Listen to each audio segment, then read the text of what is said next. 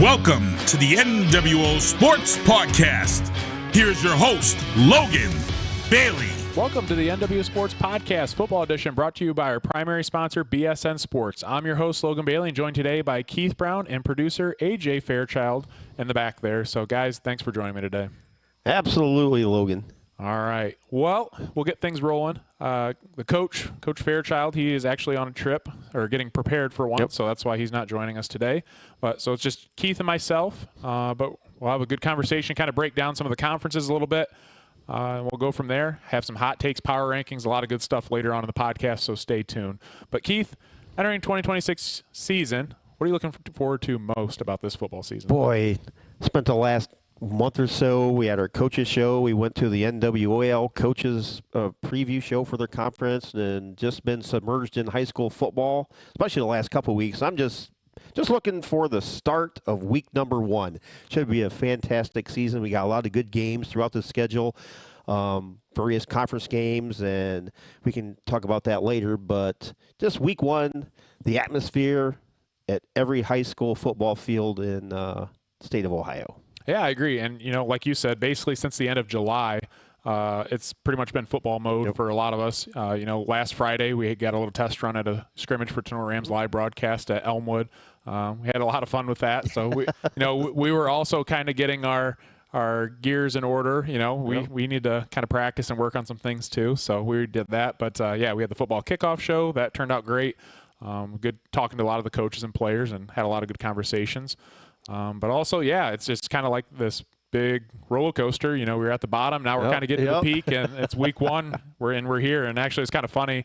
I was getting ready to leave, packing up the equipment in my car, and my wife goes, "Happy first podcast." So I was like, "Okay, that's pretty cool." So, So anyhow, I'm excited for this year. Should be really good. There's a lot of good athletes and players, and we have a lot of teams in the area, actually a handful that could possibly compete for state championship or at least Final Four appearance. Some of the top teams in Northwest Ohio are pretty darn good, and there's a lot of good athletes to follow. So I'm excited to see how things play out. All right. Well, let's just talk briefly of how we did for last year's game picks. I just wanted to bring this up, because we do picks every single week, but I just thought it was absolutely incredible from the NWO Sports crew. It was our best year yet in terms of, percentages and picking games. And Keith, if you had to guess, what was the average game prediction percentage among the 5 NWO Sports analysts that pick games weekly, which includes myself, you, AJ, Tony, and Matthew?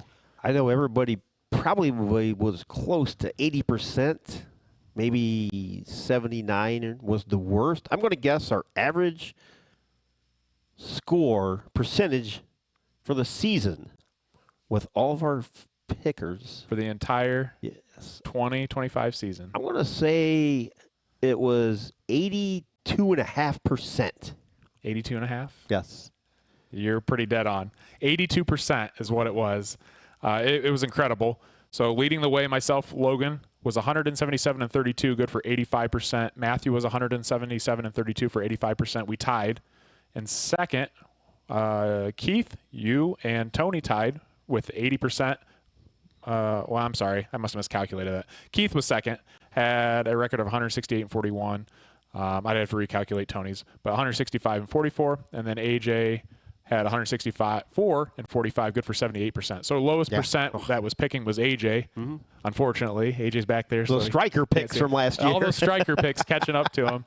But he was a man of the people. So that's actually incredible, just picking random high school games in our area. Yeah, the fact that we averaged 82%, and then, the top, we're at 85%, which, there's a lot of your different internet programs that, your matchup predictors, your Drew Pasture's fantastic 50, and I think he only picks upper 70%, lower 80. So pretty impressive. So it just goes to kudos to, all the effort that everyone puts into picks and, the research that they do and how closely they follow these teams. So I just thought that was really impressive. I think our team as a whole does a good job of researching and putting a little effort into, each one of our selections. So that's a, good job by our team here. But, I'm excited to start with a clean slate for this season. So we'll have to see who ends up coming a winner at the end. Mm-hmm. So, all right, we're going to get into the nitty-gritty.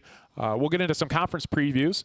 With these, everyone and their brother is already kind of knowing what teams are bringing to the table. So we're briefly going to cover them, give our kind of thoughts on each of the teams. We'll go from there. So let's start with the conference we know best and we follow closely, Green Meadows Conference, the GMC. Starting things off with the GMC coaches poll.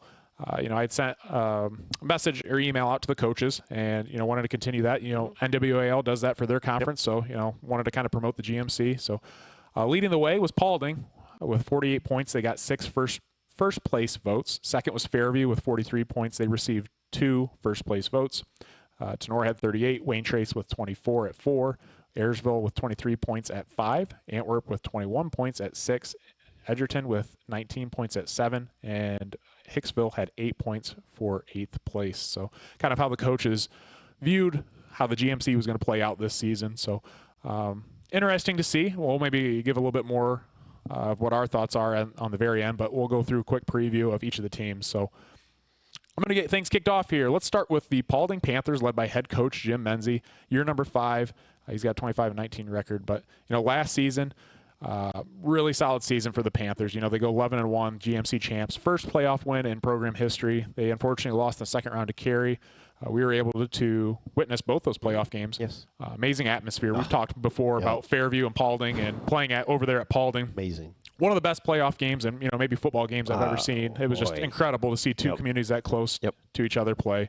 Some top returning players: Jalen Manns, second team All-Ohio linebacker, and he's one of the most physical players in all of Northwest Ohio, maybe even the state. Yes. Jordan Manns, his brother, first team All-Ohio wide receiver. Avery Cooper, first team GMC running back and linebacker.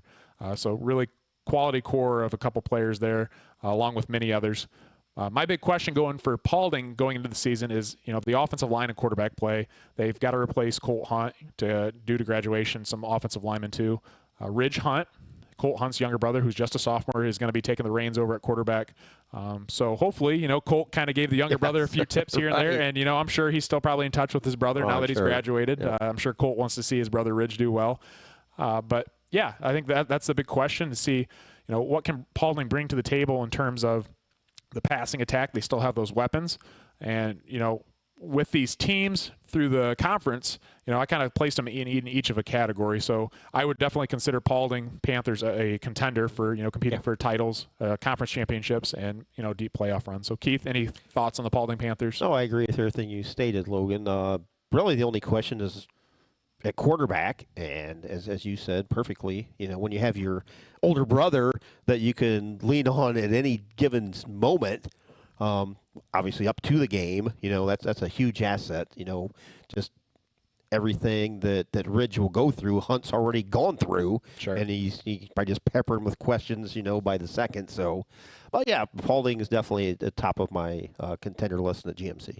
All right, let's move on here to the next team. We're looking at the Fairview Apaches, led by head coach Doug Rakes. He enters year 12, 71-49 record. Coach Rakes, solid coach. He's been around for, quite a while now. But last year's record, they went 10-2. They were able to get a playoff win versus Tenora, but both of their losses last year, both came to Paulding. Paulding was kind of, Fairview's kryptonite last season. So curious to see how things play this year. Some top returning players for Fairview: Logan Olinger. Actually, two-time first-team All-Ohio wide receiver. He's just a very, very special athlete and kid. First-team GMC defensive back as well. Gavin Mead, honorable mention All-Ohio defensive end, but he can also play wide receiver position very, very well. And Gage Mullins, first-team GMC defensive lineman, among a crew of another, very talented team with a lot of other talented players. My biggest question for Fairview going into this season, and everyone and their brother is going to be asking this, what is going to be brought to the table at the quarterback position, and who is going to be going to play at the quarterback position. From everything we heard, it's between Gavin Brown and Brody Williams, but it kind of seems like maybe Gavin Brown might get the reins, but we'll have to wait and see week 1. Yep. So that's a big question mark, obviously, after replacing All-Ohio quarterback Will Zedike, who's been the starter for the last few years and did a very, very nice job at playing under center back there. So definitely and a big part of their offense too, playing the spread system.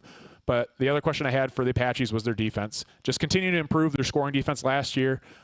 They were able to have an improvement. They gave up about 18.3 points per game. But my big question with the defense is who's going to be the guy that steps up and takes the defense to the next level? You know, they have a handful of players. But in my opinion, I think the biggest one that can have a huge impact is going to be Gage Mullins at defensive tackle. He was third on the team in tackles last year with 82. He had 5 sacks, 8 TFLs. You know, when you really look at a defensive tackle to have 82 tackles on the season, that's pretty impressive. So he's definitely clogging some holes there on the interior. But, you know, the category I throw Fairview in, I throw him in as a contender this season. So, Keith, what are your thoughts on the Apaches? Yeah, Fairview's pretty much in a similar boat that Paulding is. You know, both coming into the season with new quarterbacks, loaded offensive. One could argue that Fairview has more offensive talent than Paulding does. Defensively, as you perfectly said, Logan, I think there's a big gap between the Paulding defense and the Fairview defense that's coming back. Logan Olinger, though, first team All-Ohio wide receiver, but he is just as good on defense. So he's another one of those bodies that could step in the defensive secondary and help out the Apaches. But interesting stat that we asked Logan, which I found kind of oddball and hard to believe during the coaches show, was he has 22 touchdowns rushing in his high school career for a first-team All-Ohio wide receiver. He's just one of those pieces on offense. It's like a chess piece. You can kind of move around wherever you want it to go. And he's like a multi-purpose tool. Line him up in the backfield, line him up in the slot, wind him up wide. Logan Olinger is just Mr. Do It Everything. But I expect just as good a season on defense as an offensive season from Olinger this year. But also a contender for the GMC, Logan. Yeah, for sure. I mean, they're going to be towards the top. And, you know, my last point, too, is, you know, if Gavin Brown starts at quarterback, they just gained Brody Williams at wide receiver, Absolutely. too. So, again, another threat that goes back to, you know, just the depth that they have at the skill position. So, yeah, offensively, I think that's the only question that Fairview has. Like, everything else is set. Yeah. I mean, if you have Will Zedike, if he had a fifth year coming back, I mean, Fairview literally is unstoppable on offense. But, you know, they have a new quarterback. But everything else is, I mean, they're just going to, I still think they're going to score probably in the 30s this year. So for sure. And just to continue off your point real quick with Logan Olinger, you know, he's got 22, you said, rushing touchdowns in a career. Yeah. Well, Coach Rakes likes to throw him in those goal line packages, which rightfully so. Right, I mean, you want to put the ball in the hands of one of your best players. So I definitely foresee maybe Logan Olinger getting some more touches in the backfield. You know, we saw last year against Tenora, too. It was 4th and short at midfield. Right. They put him in a special package. You know, he tries to sneak it up in the middle. You know, actually, he was stuffed, but, you know, with him being a playmaker, he's able to bounce it outside somehow, some way, and I think he scored a touchdown or got it down to the goal line. I think he scored from like 50-something yards. So, I mean, the kid can make things happen, so you definitely want to have the ball in his hands. So definitely be interesting to see how they kind of incorporate him more, you know, into the offense. Fun offense to watch, no doubt about it. All right, next team here. Looking at the Tenora Rams, led by head coach Eric Becker. It's year number 4, 19-4 record so far here at Tenora. Last year's record, the Rams went 5-6. They made the playoffs, and they lost to Fairview in the first round. Some top players returning for the Rams: Owen Farrell, honorable mention GMC quarterback; Cooper Rapolgo, first team GMC running back; Josh Lieb, honorable mention All-Ohio linebacker, you know, first team GMC tight end and linebacker; Kobe Baum, first team GMC offensive guard. And they also bring back Owen Reynolds, which I looked, and I was kind of shocked that he didn't get anything for all conference for GMC last year. I looked, but I mean, he had some of the most touchdown receptions in all of Northwest Ohio, too. I'd have to double check again, too, but I looked through and I didn't see him on that list. Yeah, the original release of the all-conference team last year, I think, was not accurate. Yeah, and that could have been, too. But Owen Reynolds is a special player this year. Definitely. But I'll go into, you know, my big question for the Rams going into this season is, what's the rushing attack going to consist of? Last year, you know, the Rams averaged 3.1 yards per carry. You know, with that being said, you know, I've talked to Coach Becker, and they're really being prideful of, you know, trying to get back that rushing attack that, you know, Tenora used to be known for years back in the day. But, you know, if they're able to do that, that will open up those passing lanes for Owen Farrell to, you know, the hook up to Josh Lieb or Owen Reynolds or whoever else that may be out at wideout. The other question I have is, can Tenora play a complete 4 quarters and control the football? That's my biggest question for them. Coach Becker's commented on that time and time again. They've showed glimpses where they're really, really good, and they've showed glimpses where they're really, really bad. And turnovers were just a killer. But, if they can put all the pieces to the puzzle together, I mean, you look on paper, they've got a lot of first team, all conference players. So the talent's there. It's just a matter of they can be consistent with that through a full 4 quarters. And that's my biggest question. The category I throw Tenora in, I think they're a dark horse or team to watch. I think they have the talent. If they can just get the players to mesh, and if the coaching is there too, and I think Tenora can be obviously definitely towards the top and be a contender, but there's just still some questions on the consistent play. But, a lot of these kids are getting to be upperclassmen, so we'll see what Tenora brings to the table. The last thing I wanted to bring up for Tenora is just what's the development of freshman Davion Cooper going to be? Boy. We watched him on Friday. I know the Tenora coaching staff is very, very high on this kid. I was impressed seeing him. This was the first time I got a glimpse of seeing him. Just a freshman. I did a Tenora media day in the locker room on last Saturday, and some of the guys in the locker room, I won't mention who, but they were talking very highly of Davion. Some of them said they're kind of scary because this kid's built like a junior as a freshman. So, Keith, thoughts on the Rams? Owen Reynolds was honorable mention. We got you on that, Owen. Boy, oh boy, Logan, you hit everything on the head. Inconsistency was maybe the understatement of the year for the Rams. You saw the first half that they looked like the worst team in the GMC. Then they would come back and play 2 quarters where they could literally beat Paulding or Fairview on any given day in the GMC. It's just consistency, penalties, and inopportune turnovers at just the wrong time really killed the 2025 Rams. But you can argue offensively the Rams coming back have just as much talent as Fairview and Paulding. 100%. And Tenora, 100%. Out of those 3 teams, is the only one that has a returning quarterback. That's true, too. Josh Lieb, you split him out wide from the tight end position. We saw him last week. I mean, it seemed like he didn't have 15 catches, but it seemed like just watching the first half of the scrimmage that Lieb had 15 catches. Now, all Ram fans out there, don't panic. Josh is a senior. He's probably only 18, but he's going to act on the field like he's 30.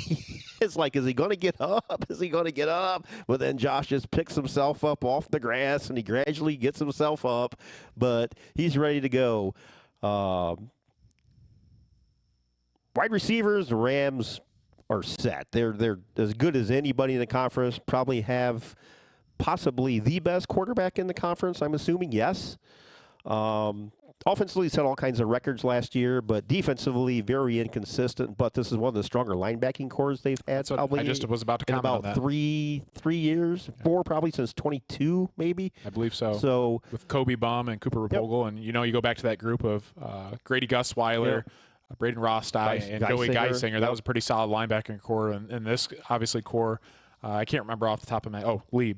Josh Lieb, Kobe Baum, and Cooper Rapogel. Pretty solid core there, right there. Absolutely. Secondary's talented. I mean, a lot of these guys got a lot of playing time last year, some of the freshmen and sophomores, so that's a year under their belt already. Special teams, a little bit of a question mark, I think. But, I mean, the Rams do have one of the better total team packages coming back in the GMC, so we will see what the 2026 schedule brings. But, yeah, Davion Cooper. Boy, oh boy, this kid's just a freshman. If you didn't know he was a freshman, just watching him last week, you would think he was at least a junior out there. Just his body size and his eyes that he could see, and kind of like Riley Noggle in a way, where he could see what the defender was doing before the defender was doing it, and he knew how to move and shift out there. So really looking forward to the Rams running game and passing game this season with Replogle and Cooper in the backfield, which there's too many Coopers and Replogles and everything, and I myself is going to mess that up at least 5 times a game. But Rams are one of the stronger teams in the GMC as well. So. All right, let's move on to the next team here. Looking at Wayne Trace Raiders, led by head coach Matt Holden, year number 6, 20-31 record. Last year's record for the Raiders, they went 3-7. Some top players returning for Wayne Trace: Carter Baumley, second-team GMC running back; Zach Stoller, honorable mention GMC wide receiver; Alex Doster, honorable mention GMC offensive tackle, defensive end; Kane Mansfield, honorable mention GMC offensive guard and defensive tackle; and then Jensen Beining, honorable mention GMC linebacker. My biggest question for the Raiders going into the season, the turnovers. We talk about turnovers, and it's funny. AJ always likes to bring up turnovers at Wayne Trace. Not necessarily, Wayne Trace having turnovers, but it seems like whatever games, whatever teams are over there at Wayne Trace and Paulding County, there's always a ton of turnovers in those games that are played over there. And like we said, we always kind of joke around, it's the red lights that are blinking in the background. Maybe the windmills are blowing the football or, affecting the wind direction. But whatever it may be, there just happens to be a lot, and unfortunately, Wayne Trace had a lot of those last year. So, you control the football, you win games. It's plain and simple. The other question I just had for Wayne Trace going into this season, they're entering year number 2 under the current spread T offensive system. Can they just improve production? And, we talked to Coach Holden a little bit about that on the coach's show, and, he was confident in the guys. They went through some growing pains at first, introducing a new offensive scheme for the players, and, especially at the high school level. It's tough, kids trying to learn a whole new system and playbook, and kids really have to adapt and be coachable to that. And from everything that we've been hearing, it sounds like they have been. So that sounds good for Wayne Trace. But let's see, come game time, what they bring to the table. Category, I kind of throw Wayne Trace into the middle of the pack. That's kind of the way they're voted in the coaches poll as well. So we'll see how things play out. Keith, what are your thoughts on the Raiders? Yeah, we talked to Coach Holden on the pregame or preseason show. Very confident with his players he has returning this year, and more confident in the future, as he said he implemented the offense in the junior high level as well. So when the kids come up to the high school level, the verbiage and the formations and everything are just going to be second nature. So congratulations and kudos to Coach Holden for the early install in the lower grades as well. But I think he finally settled on the quarterback. I think last year they played 3 or 4 different quarterbacks out of injury and inconsistency. So Coach Holden's very, very high on the upcoming couple years for the Raiders. So let's move on to the next team. Looking at the Ayersville Pilots, led by head coach Andrew Mickey, year number 5, 18-24 record. Last year's record, the Pilots went 2-8. Some top players returning: Dane Ewers, second team GMC wide receiver. I got a chance to see this kid play against Tenora last year. He's athletic. I mean, we know he's a basketball player, and he can surely jump. He's about 6 foot, I think, 4. Oh, he's listed at 6'4". Yep. So what a target out there. Ben Mulliman, second team GMC center. Tucker Sproul at running back. So they bring back some key pieces there. My biggest question, again, for the Pilots, can their offense develop a passing attack with weapons like Dane Ewers? He's 6'4". A basketball player, can jump out of the gym. Mm-hmm. And Jeremiah Peak is another tall wide receiver at 6'3", to complement that rushing attack. And, Coach Mickey, it was funny on the kickoff show, and, you can go back and watch it on the NWO Sports kickoff show earlier on YouTube. But he even commented, too, he's like, if you went to an Ayersville football game, you probably didn't know what a pass was. And so it was funny. But, and Coach Mickey's a good coach. And, he's learned from, some of the prior, success and failures. And so maybe looking to develop that passing attack a little bit more. So I'm excited. Hopefully they can utilize those kids, because it's one thing in high school is you got to kind of adapt to who your players are. Yep. It's not like you're a college, and we've talked about this before on the podcast, where colleges can go out and recruit types of players to fit their scheme. I mean, high school coaching is different. You really have to adapt to what players you're given and kind of go with that. But for Ayersville, I think they're going to be kind of middle of the pack team. We'll kind of see where things play out. And if they can develop that passing attack, who knows? Maybe they end up towards the top. So, Keith, thoughts on the Pilots? Yeah, Coach Mickey is just one of those players to coach that you would run through a brick wall for. He's full of energy. He's always positive. Coach Mickey's just one of the, if you're a high school player, you want that guy as your coach, because there's never, ever going to be something that he's not going to tell you can't do. Right. Tucker Sproul, boy, oh boy, love that kid. We talked to him during the coach's show, full of energy, very bright kid. I mean, good attitude, just about everything. Absolutely. So looking for a good season out of him. And, yeah, you got the 2 basketball guys out there, Dane Ewers and Jeremiah Peak. Just throw the ball up to them. You don't even have to be accurate. They're going to jump out of the sky and grab it. So, unfortunately for Fairview, you look at their numbers are a little down than previous years, but hopefully, Coach Mickey, he's the man for that job, and he can get the Pilots rebound and close to a 500 season. Let's move on to the next team here. Looking at Antwerp Archers, led by head coach Jason Hale, year number 8, 39-38 record. Last year's record, the Archers went 3-7. Some top players returning. Keegan Gray-Wyckoff is the big name on the list. First team All-Ohio defensive lineman, first team GMC offensive tackle. He's a Temple commit, so going Division I. Yeah. Big boy. I mean, we watch him. Athletic. And not only that, he's athletic and he can move. And, that's why, some of those bigger schools like to recruit players like that, because, not only do you have to be big, but you have to be able to move and bend at the hips too. Yep. So Keegan can definitely do that. Gabe Clevenger, honorable mention GMC running back. Michael Roars, honorable mention GMC linebacker. They also returned 3 starters on the offensive line. So they did bring back a handful of talent among some other players. Big question for the Archers that I have for them is establishing the run game to allow for the development of their new quarterback and junior Ryder Hines after moving from wide receiver to quarterback. Yep. So last year they had some success in the rushing attack. They averaged 4.1 yards per carry. Pretty solid. Yeah. I mean that's keeping you pretty much on track there if you just run the football every single time. So can they continue that and just give time and allow those, again, we talk about opening up that passing attack for the new quarterback that's taken on the reins because if you can be a little bit more balanced, it just makes it that much easier to, kind of complement pass and run. So the other question I have for the Archers is, can they replace their secondary on defense, especially in the pass-heavy GMC at the top of teams like Fairview, Paulding, Tenora?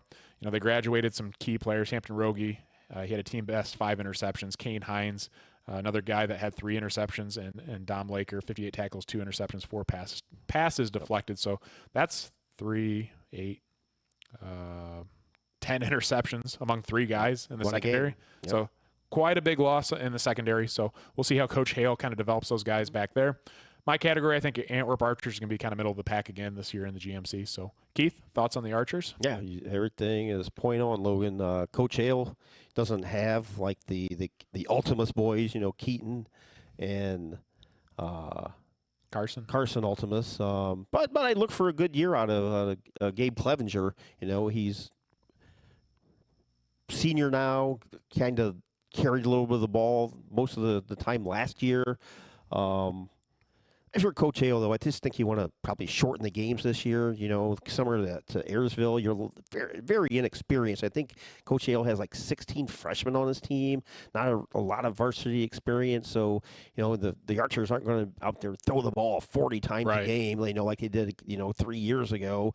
I think this year they're going to probably have more of a 60-40 run-pass balance, but Keegan Gray Wyckoff, what can you say about that kid? We saw him just dominate several series last year against the Tenora Rams, and kudos to him.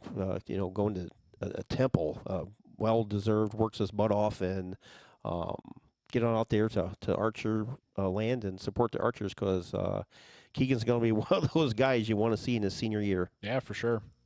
All right, let's move on to the next team here. Looking at the Edgerton Bulldogs, led by head coach Brody Flegel, enters year number 7, 30-31 record. Last year's record, the Bulldogs went 6-5. Some top players returning: Kellen Sanchez, honorable mention All-Ohio wide receiver, second team GMC wide receiver, honorable mention GMC defensive back.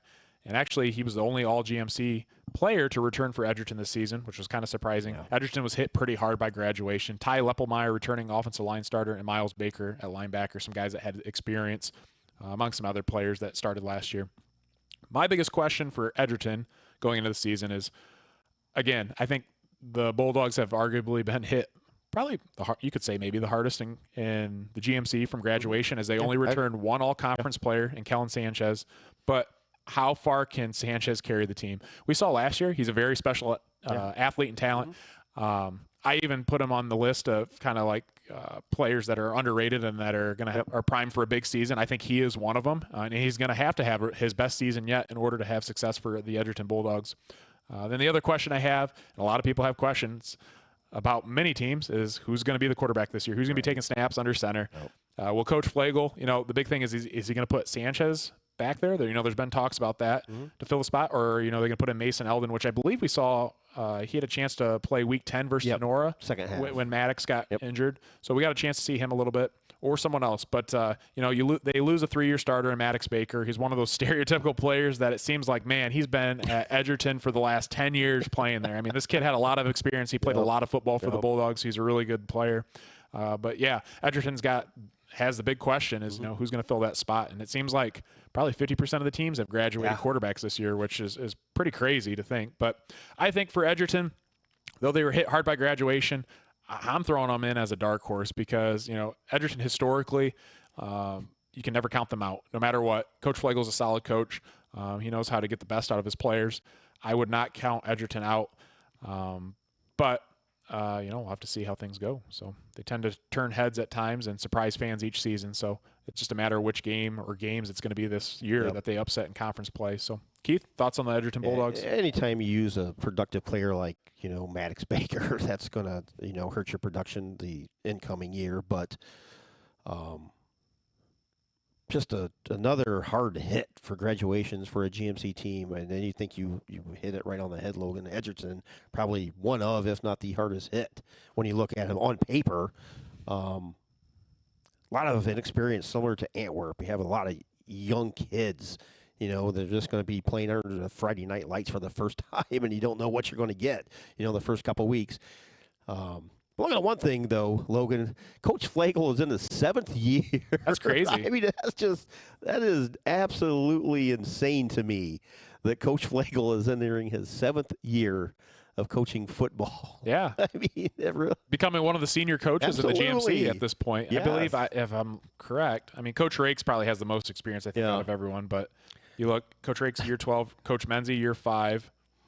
Yeah, I think Coach Flagel probably has the second most outside. It goes Coach Rakes, Coach Hale, and then Coach Flagel are the coaches with the most experience as head coach there. Coach Flagel is crazy to think. like 32 years old, if that. Yeah. He's been there a while. So back in his alma mater. But, Edgerton, one of our favorite places to visit every other year. And boy, oh boy, if you haven't been to a game at Edgerton, just get on over there and check it out. And if you can get up in that press box that they have, probably the best press box in high school football, even in small college football I've ever been in. And actually, we just saw you had sent over, too, that they're renting out rooms. So you can rent out a big room in the press box. And they're pretty spacious. They're heated and cooled. Yes. I'm telling you what, if you're an Edgerton Bulldog fan, I would rent one of those out. That's pretty cool. It's like a small apartment up there. It is. Right? You could have one heck of a party up there while you're watching the football game. It's amazing. Great job by Edgerton over there on that project a couple years ago. All right, let's move on. The final GMC team here, we're looking at the Hicksville Aces, led by first-year head coach Zach Yoder. Last year's record, the Aces went 1-9. Some top players returning. They've got a veteran offensive line up front. They bring back senior Wyatt Bell, 6'1", 225. Senior Charlie Lueviano Ariaza, Deacon Bell, another offensive lineman, Curtis Wonderly, Landon Porter, Gideon Yoder. So all those guys looking to get some time up front there. So they do have some experience, and that's always good, especially coming back for the next season. They also return starting quarterback and sophomore Zane Smith. He had some success last year a little bit, hopefully looking to grow this season, especially with a veteran offensive line unit. So we'll see what they bring in terms of offense. But again, my biggest question for the Aces, I think really too, and I'm sure he probably will, is Coach Yoder willing to play some of these freshmen and sophomores, even if that means like taking your lumps early in the season and in the process, and just to build the program from the ground up. Yep. Hicksville's been kind of rough the last few years, but in order to really try to grow your program, I mean, you got to have athletes for one, but two, if you can kind of get some of the younger kids in there to get experience and kind of develop them early on, by the time they're juniors and seniors, hopefully they're playing a little bit better and can kind of carry some of those younger guys up in the system too. So one of my questions I have going into the season, the other thing is who's going to step up at running back to help lead the charge on offense. They lost, quite a few players. Running back position is one of them. So got to fill that void. And then on defense, they lost 3 all-conference defensive players. Who's going to step up and be the leader on the defense, replace production? Maybe a guy like defensive lineman Xander Grupp. He had 4 sacks on the team. Defensive end, they had Deacon Bell, 43 tackles, also had an interception. But for the Aces, I definitely throw them in the rebuilding category. So definitely have to try to flip things around, hopefully go for win number 2 this season. So. Yeah, for me, Logan, I think with Hicksville and, first-year coach Zach Yoder coming back home, I think he's 2014 graduate of Hicksville. I think the Aces are just kind of going to grow up together as a staff and as a student-athlete as well. Like Coach Yoder is also going to learn from the players and learn the game, the coaching aspect of it. He's a good player back, 12, 13 years ago. I think actually was on the last GMC Aces championship team, if I recall. 2012, I believe. Could have possibly Coach Yoder was on that team. But I just think Hicksville, similar to Antwerp and Edgerton, kind of, with the graduations, there's not completely rebuilding, but close to, just build it from the ground up. And I just think for the Aces, they're just going to learn as one group this year, from staff to players, and just build for the future. So yeah, and for Coach Yoder being a year one coach, it seems like he's really invested in the program. It seems like the kids really like him too. Oh, absolutely. Yes. We wish him the best of luck too, because it's not easy to turn a program around in 1 year. So I mean, it's going to take some time and some dedication, and we wish the best of luck for Coach Yoder too as well. All right, with all the teams previewed, just our final little GMC conclusion, but games to watch, some top games if you're a GMC fan or just a football fan in Northwest Ohio for high school. Week number 6, you have Fairview at Tenora, big-time matchup. Week 7, Paulding at Fairview. You could probably argue that's probably the game of the year in the GMC. Yep. And Week 10, Tenora at Paulding could have some huge implications if Tenora's hanging around there in the top. But those 3 teams are looking to compete for a GMC title. We're not saying the other ones can't, but those are the heavy favorites, and those are the ones that the coaches voted as well as the top 3. So some games to watch this season in the GMC. Offensive Player of the Year prediction. For myself, you want me to go first? You want to go first? Go ahead, Logan. I think, and it's tough because there's some good athletes, but watch this kid play last few years, and I remember watching him as a sophomore when they played up at Ottawa Hills in the playoff game, and man, he just made some plays. Diving catch, had some packages in the goal line where he ran the ball too, showed his physicality. But he made plays all over the field, and I think Logan Ohlinger's your front runner for Offensive Player of the Year.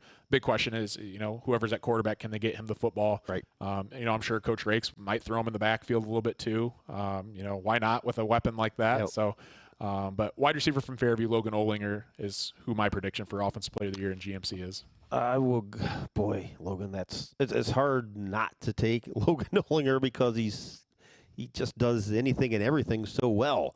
When your first team all Ohio for 2 straight years as a wide receiver, it's hard not to pick him. So I'm going to go with Logan Ohlinger with a 1A. Who would your 1A be? Owen Reynolds. Really? Yes. Okay. That really caught me off guard. Yeah, I was thinking maybe like a Jordan Mans or an Avery Cooper from Paulding, but I think this is a year. Owen had a very good year. He really last did. year. How many touchdown receptions did he have? 14, maybe. I thought he had 12 or maybe it was over double 10. digits. He Yeah. set a record for receiving yards, touchdowns in a season. So my sleeper for Player of the Year is Owen Reynolds. I'm impressed. Yeah, it caught me off guard. Defensive Player of the Year for the GMC prediction. For myself, again, we watch this kid play a lot.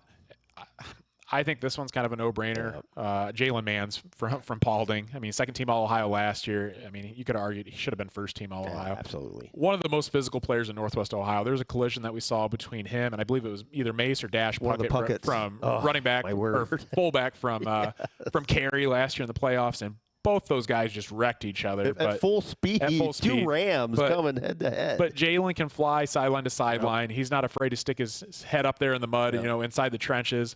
If he puts on a little bit more weight, behind those shoulder pads, man, that dude is going to clock some people this year. He already did last year, but I'm excited to see Jalen play again this season. But I think he's your front runner for Defensive Player of the Year. There's no question whatsoever, Logan. Jalen Mans just head and shoulders above everybody else in the GMC at the linebacker spot. Just physically, speed, everything. I don't know I would assume he has some sort of college interest, but you get this kid to a college and a weightlifting program and a diet and whatnot, and you put him with a college weightlifting coach and program. Wow. And you put on 10, 15 pounds of muscle, and you get him on. He's a pretty good sized kid now. Yeah, you get him on a college meal plan. Oh my goodness, he's gonna be scary. Some college team is gonna be very blessed to have him play football for him. So yes. I think he was getting some looks from Youngstown State. I think had some interest. Well deserved. So, we'll see what else comes this year for sure. Last thing, GMC winner. For me, this is tough. And we kind of alluded to it earlier. I think you have your 3 teams, Paulding, Fairview, and Tenora, I think are your front runners. Yeah. And that's the way it was voted in the coaches poll. I think it's going to come down to Paulding and Fairview. With that being said, I think Paulding's got a little bit of an edge. But I'd be curious to see at Fairview, how their quarterback position can kind of play out.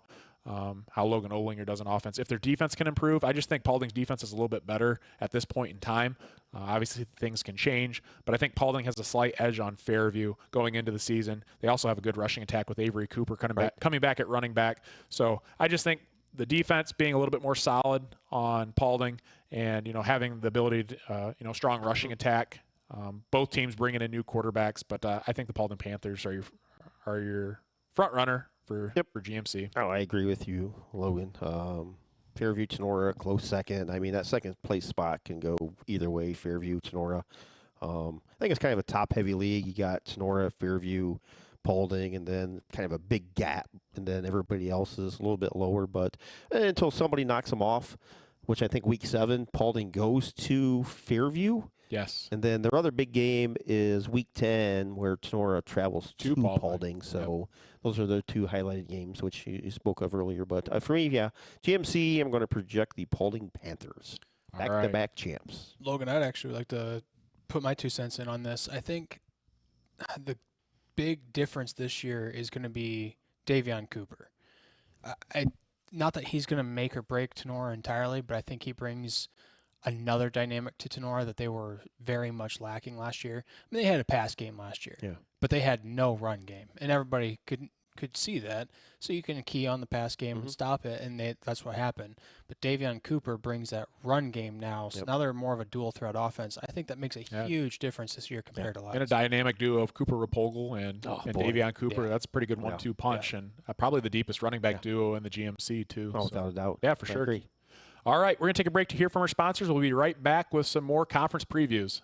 BSN Sports is your go-to business for purchasing uniforms, equipment, spiritwear, and anything else your athletic program needs, giving you more time to impact lives on the field. With over 1,200 sales professionals who live, work, and serve in your community, you're always just a short drive or phone call away. Be sure to give your local sales rep and Jim Garris a call for any of your athletic supply needs. Looking for a personalized financial guidance right here in Bryan, Ohio? Meet Melissa R. Stockman, CHFC, a trusted Edward Jones financial advisor. Melissa specializes in retirement savings and income strategies, estate and legacy planning, customizable wealth strategies, insurance and annuities, and support for entrepreneurs and business owners. As a chartered financial consultant, she brings deep expertise and care in building financial plans tailored to your goals. Ready to take your next financial step? Call Melissa's office at 419-633-0647 or visit Edward Jones on 130 North Main Street, Bryan, to get started. When it comes to building the future, trust the team with a proven track record. Miller Brothers Construction has been building stronger communities for more than 75 years through commercial construction, infrastructure, energy, environmental, manufacturing, and site development projects. With experienced professionals, state-of-the-art equipment, and an unwavering commitment to safety and quality, Miller Brothers is proud to help build America for future generations. Learn more at mbcholdings.com. Miller Brothers Construction, building with integrity, innovation, and excellence. Proud to support local high school athletics on NWO Sports. Northwest Ohio Basketball hosts premier basketball tournaments for boys in grades 3 to 8 in the area. Upcoming tournaments are right around the corner. Give them a call today at 419-283-5296 or check out their website at NWOBball.com. Welcome back to the NWO Sports Podcast. Continuing on with conference previews, we're going to continue with the Northwest Ohio Athletic League, the NWOAL. Let's break things down. First, NWOAL coaches poll. First was Liberty Center, second Archbold, third Patrick Henry, fourth Delta, fifth Wauseon, sixth Bryan, seventh Evergreen, eighth Swanton. And again, that was a coaches poll voted on by the coaches. And just real quick, we had the opportunity to make it out to the media day for the NWOAL. Absolutely incredible. It's pretty cool, led by Hall of Fame head coach from Archbold, John Downey. It was just amazing to see, the conference come together, the pride, and the passion that everyone has in that conference.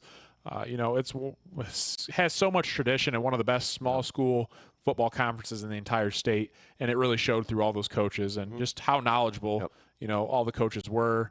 It was pretty incredible, but we had a good time.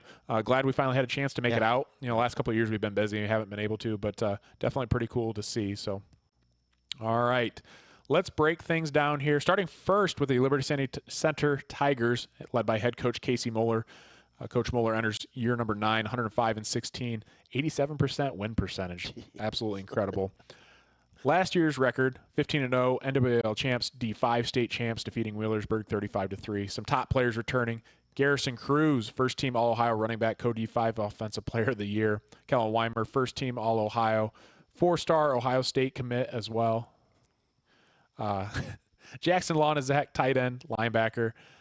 He's a Penn State commit, and Ethan Gray, second-team NWOAL and wide receiver. And honestly, the list goes on and on. We could probably name about 5 or 10 other top players returning for the Tigers.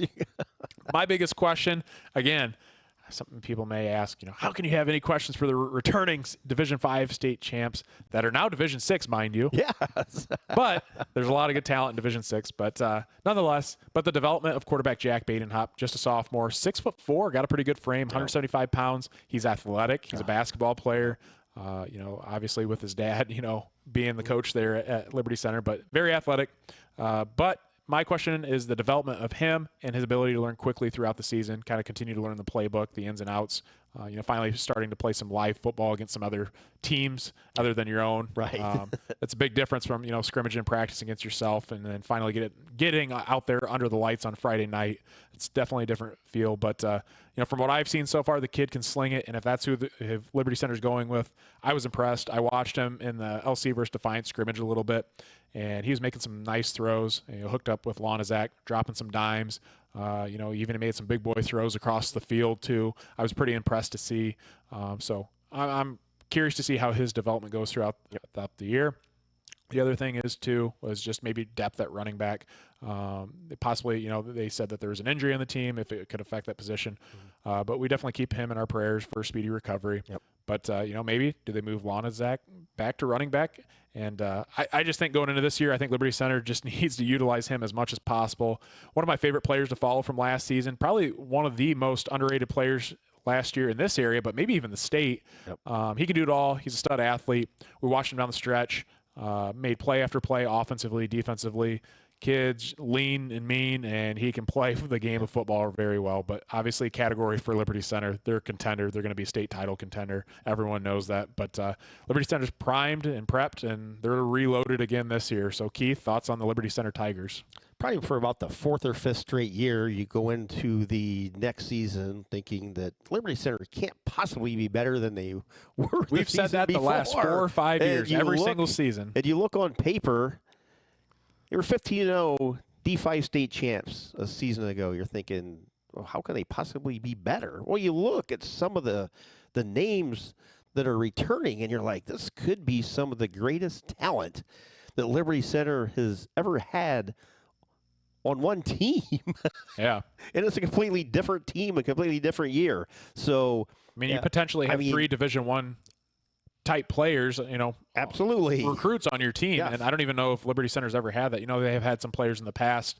I believe the one Lindgren, I think he went to Wake Forest to play, but 3 Division I caliber players on a team at one time is very impressive. You're really the only question mark is, Caden Kreinbrink did graduate and you got Jack Badenhop, but he's 6'4". It's a good frame for a quarterback. That's your perfect quarterback frame. That's a good college quarterback frame right there. It is. Height-wise. But Liberty Center's Liberty Center. They're gonna do what they do, and obviously a favorite in the conference, and to make it all the way to Canton, Ohio again. All right, let's move on to the next team. Looking at the Archbold Blue Streaks, led by head coach David Dominic. Coach Dominic enters year number 12, 89-34, good for 72% win percentage. Last year's record, the Blue Streaks went 9-3, lost in the second round of playoffs to eventual D6 state champions Hopewell Loudon. All 3 losses of that Archbold had last season came to the D5, D6, and D7 state champions in Liberty Center, Hopewell Loudon, and St. Henry. That's pretty darn good if you ask me. And they were competitive in those games as well too. So a pretty impressive slate last year. They returned pretty much all their star players. And again, top players returning. They have Ryder Ryan, honorable mention All-Ohio running back, first team NWOAL. Morgan Harris, honorable mention All-Ohio wide receiver, 6'3" frame, first team NWOAL. Something with wide receiver too, 6'3". You can't coach 6'3". No. That's God given to you. So that's definitely nice to have, especially for the OC calling the plays. Arngier Krieger, honorable mention All-Ohio defensive back, first team NWOAL. You have Maddox Pinter, first team NWO quarterback. Had a chance to watch him play against Tenora when we did the broadcast, and I went over and covered Archbold and Waseon game. And just the progression I saw in him from earlier in the year to the end of the year. It was night and day difference. So pretty impressed out of him. He's entering his junior year. So that was last year as a sophomore. He's just going to continue to grow and develop. Wyatt Klein, third-team All-Ohio defensive line, first-team NWOAL. He was a menace too. Absolutely. And I saw he put on quite a bit of weight. I think 30 pounds. He's pushing about 240, 250 is what I saw listed. That's a solid defensive end right there. So, and they've got numerous, players in depth on the offensive defensive lines too. So the Blue Streaks are absolutely loaded.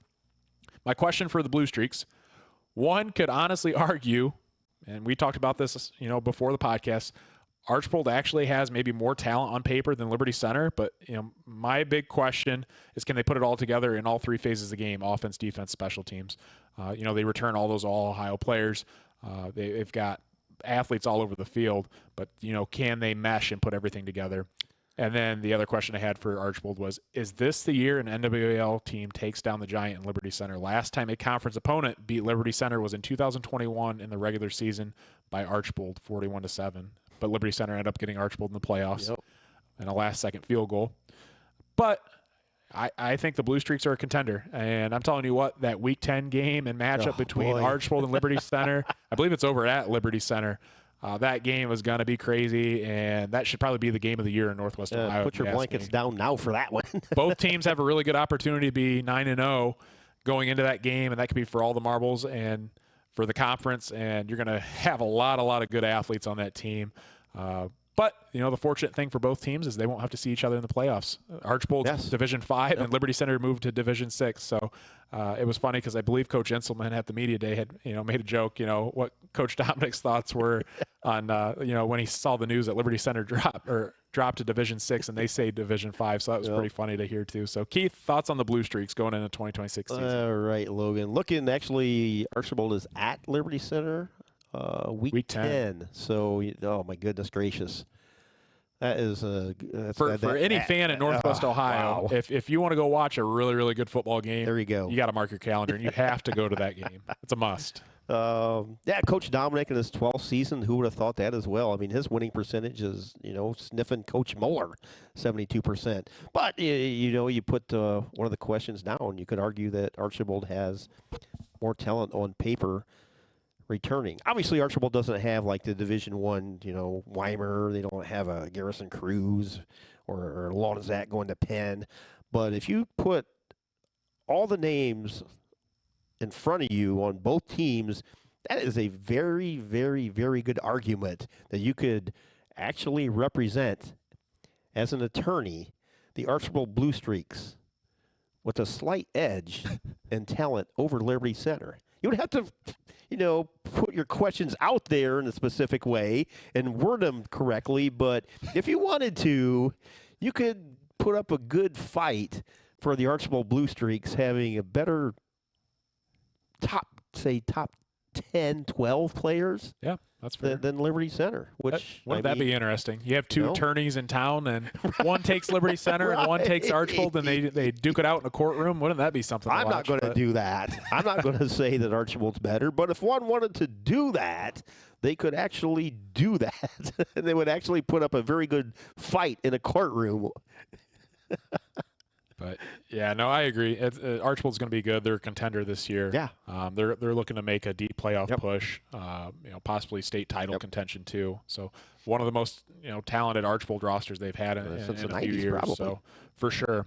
Let's move on to the next team. Looking at the Patrick Henry Patriots, led by head coach Bill Inselman, enters year number 34 in his final year. So we wish Coach Inselman best of luck in his final season. 279, 106 record, good for 72%. He already got entered into the Hall of Fame this past season too. So last year's record, the Patriots went 8-3. They lost in the first round of playoffs to Cary 7-16 in that first round. Top players returning: Trent Rosebrook, honorable mention NWOAL quarterback; Jude Hudson, first team NWOAL defensive line; Kiefer Holloway, first team NWOAL wide receiver; and Gus Meyer, honorable mention NWOAL. Question: can the Patriots fill the shoes of guys like Cal Schrader and Jaden Rudder at running back and Reed Krieger at wide receiver? As many people have already heard, he's opting to not play this season, which he's getting big-time looks, Division I offers for basketball. Very, very talented. Almost every we wish him best of luck about every basketball. school in the MAC has made him an offer. So. But, let's be honest. That's a huge blow for Patrick Henry going into this season. He brought quite a bit of production last season. And the other thing is, too, Patrick Henry, they returned just 8%, 4 out of 50 touchdowns, total touchdowns that they had of the players that scored those. They returned those back this season. So they're only bringing 8% of the touchdowns they had last season back this season. So definitely some questions to answer. But for the category I'm kind of throwing them into, I think probably middle of the pack. I think it's heavy towards the top. I think Liberty Center and Archbold, they just have so much talent right now. Patrick Henry, I think, is right there on the outside looking in. Yeah, one thing, Logan, we found out a couple years ago, no matter what the circumstances are, no matter what players Coach I has, he is always going to put a competitive team on the field. And, you look at their schedule this year, Milan Edison, Columbus Grove, Liberty Center, and then Archibald. Those are 4 huge quality teams, outside of your normal conference games with Delta, Wauseon, and Evergreen. But Coach I his final season is going to be, very odd not seeing him next year. But obviously he's focused on this year, and he told everybody in a coach's show he's going to, address it one time, and we're just going to treat it like a normal year. Right. Don't bring it up, and we're just going to play football for 10 weeks or 11, 12, however, the season goes. But they took such a big hit, and losing, Reed Krieger is one of the biggest probably in the conference as far as a hit of a player that graduated or is not, coming back. But, one thing I've learned, as I said, you just never count out Coach I and the Patriots, no matter what, they're looking at. So, yeah, it could be. I think it's going to be, a challenge for Coach I, but he never is afraid to step away from any challenge. We saw it a couple years ago in the playoffs. Things change. Players get injured, but they do a really good job, and that coaching staff has been there such a long time. They do a good job at getting the most out of their players each and every year. So. Let's move on to the next team, Delta Panthers, led by first-year head coach Mark Nagel. He's been on staff for a little while, but last year's record, the Panthers went 6-5. They lost 3 games by 1 score, so they were definitely in it. Could have potentially been, 3 more games, 9-1 possibly, or 9-2. I'm sorry, because of the playoff game. So, but some top players returning: Marcus Nagel, honorable mention All-Ohio running back, second-team NWOAL; Vincent Martinez, running back, second-team NWOAL defensive back; Malachi Ambrose, honorable mention All-State defensive line; first-team NWOAL Emmerich Fries, returning starting quarterback, which is a rarity that we're seeing in Northwest Ohio this season. So it's always good to bring back your starting quarterback. Cade Lintermoot, second-team NWOAL linebacker, and Gunnar Taylor is returning for running back and linebacker as well. My big question for the Panthers going into the season is the development of the passing game. So they bring back an experienced quarterback, but can Delta be productive in the passing game to open up those rushing lanes and stop teams from keying in on the trio? And you could argue, Delta has probably one of the deepest running back cores in all of Northwest Ohio, and Nagel, Martinez, and Taylor. So if they can develop a little bit of a passing game with Fries, I think some good things can happen for those running backs and let them run free. So for my category, I'm throwing them at Panthers in. I'm throwing them in as a dark horse. I think they may possibly upset some teams, in the non-conference slate, and they may push some of those top tier teams. That I'm obviously throwing Delta into that kind of top group, but maybe press Archbold and Liberty Center a little bit more than they'd like. So curious to see how they do. And first-year head coach Mark Nagel. But Coach Nagel's been around for a while, and he's been in the coaching game, for football and wrestling. So definitely brings a unique aspect to this season. But I'm sure he'll get the boys ready to play. So Keith, thoughts on the Panthers? Yeah, one thing about Delta, Logan, as you hit right on the head, was Coach Nagel being a new coach. He's not coming in from the outside like he's been there. Been an assistant on staff. He's been on staff. He's a wrestling coach. So the coaching and the atmosphere and the players aren't new to him. He's familiar with everything. So you just basically plug and play. Just insert new head coach. Well, we'll see. Evergreen Delta. Obviously, not going to throw the ball a lot. You know, if they throw the ball 5 times a game, like over under a 5. I mean, I even think if you even ask Emmerich during the coaches show, you really won't have to worry about icing your arm this year at all. So, but when you have like a triple-headed monster like that, your defense, comes up on, and you're eventually going to have to throw the ball. So, and we'll see what happens with Delta. But, Delta quality 5, 6, 7 victories in the last 4 or 5 years. So we'll see what Panthers have.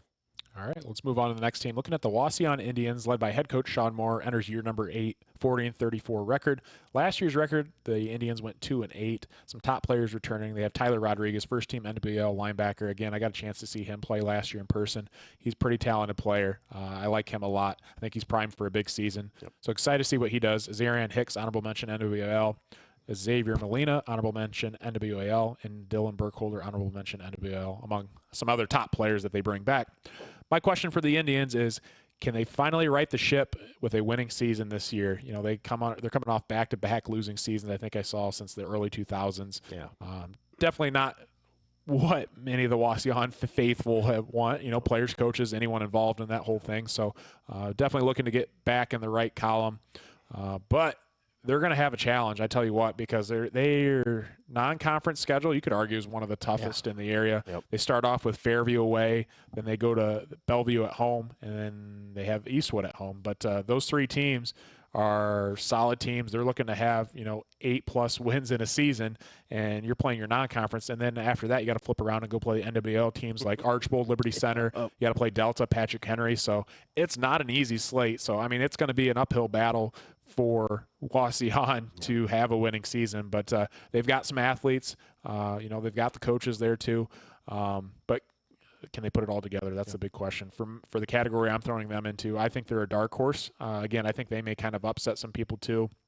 But it's just a matter of what they bring to the table each and every Friday night. So, Keith, what are your thoughts on the Indians? Wauseon, I think Coach Moore said they changed offense a couple years ago, so I think this is their 2nd year, I believe, of their new offense. So familiarity should be there with the returning players.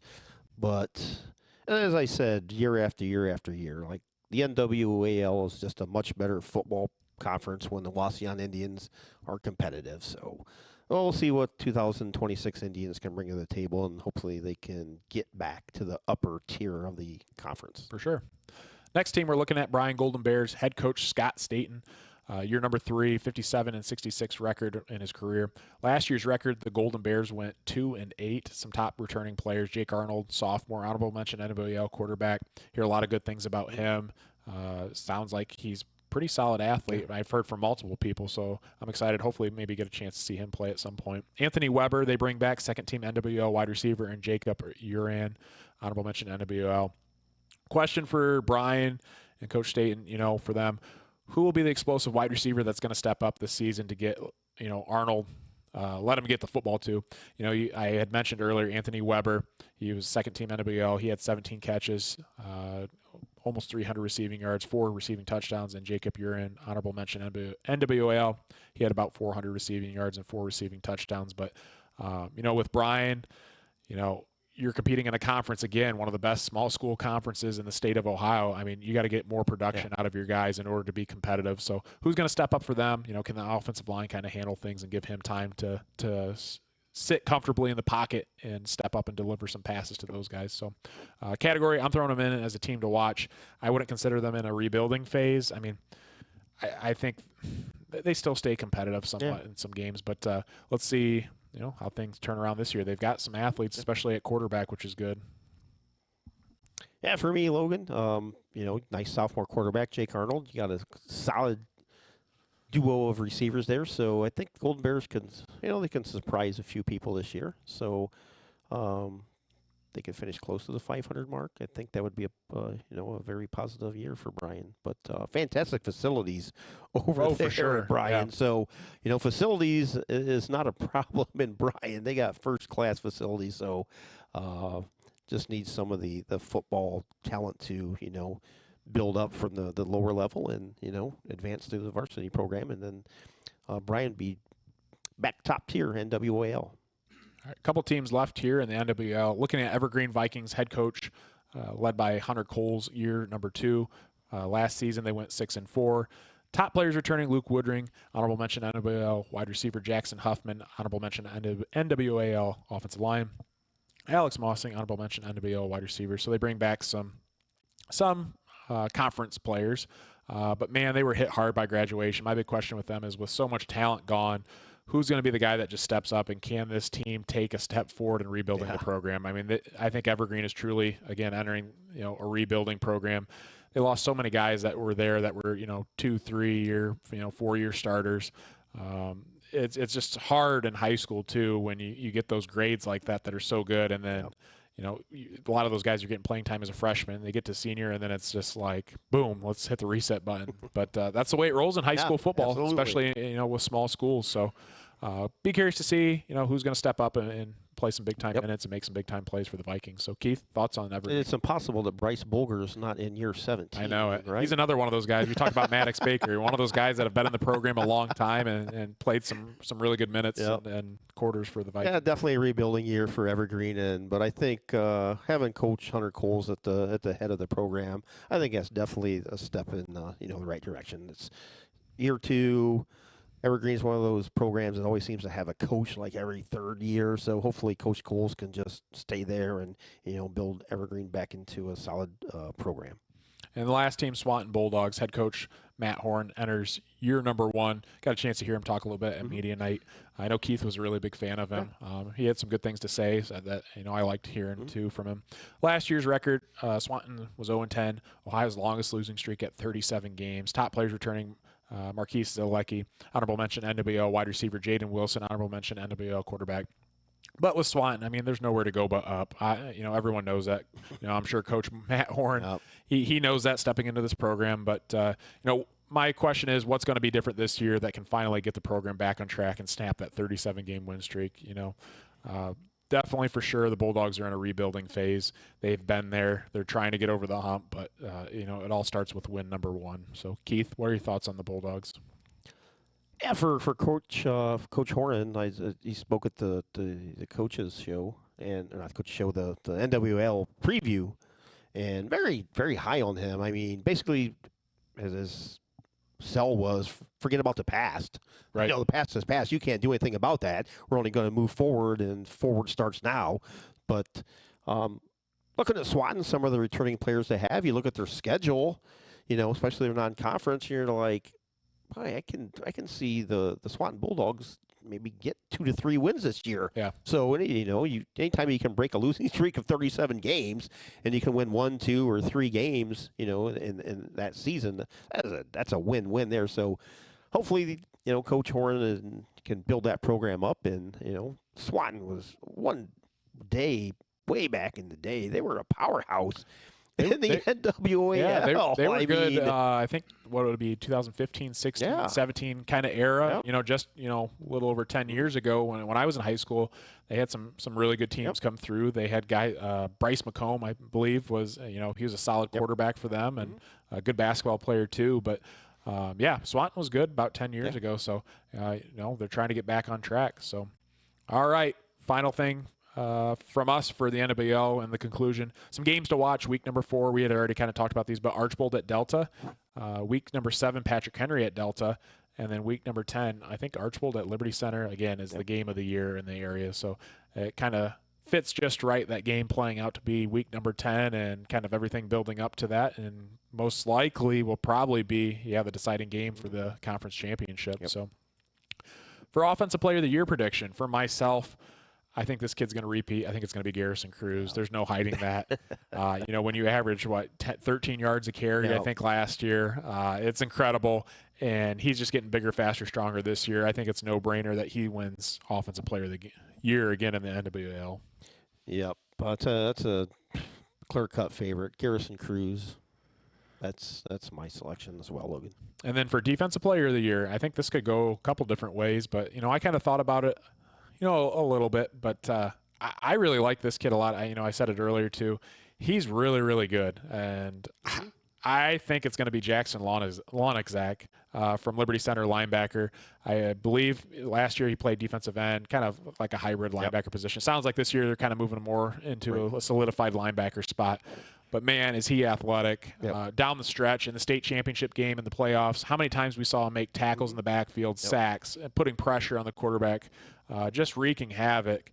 I think he's going to have a huge year, and it wouldn't surprise me if he has, 10-plus sacks at linebacker position. I'm sure they're going to move him around and send him to put pressure, but I think he's going to have his biggest year yet on the defensive side of the football. I agree with that. I agree with you, Logan. You move him to a spot at the linebacking core, just giving him free reins to, make a play anywhere at any time. I mean, the sky's the limit for him on defense. Yeah. So I agree with you. Yeah, Jackson could be my selection for player of the year as well on defense. And the final for the NWL, who's your winner, Keith?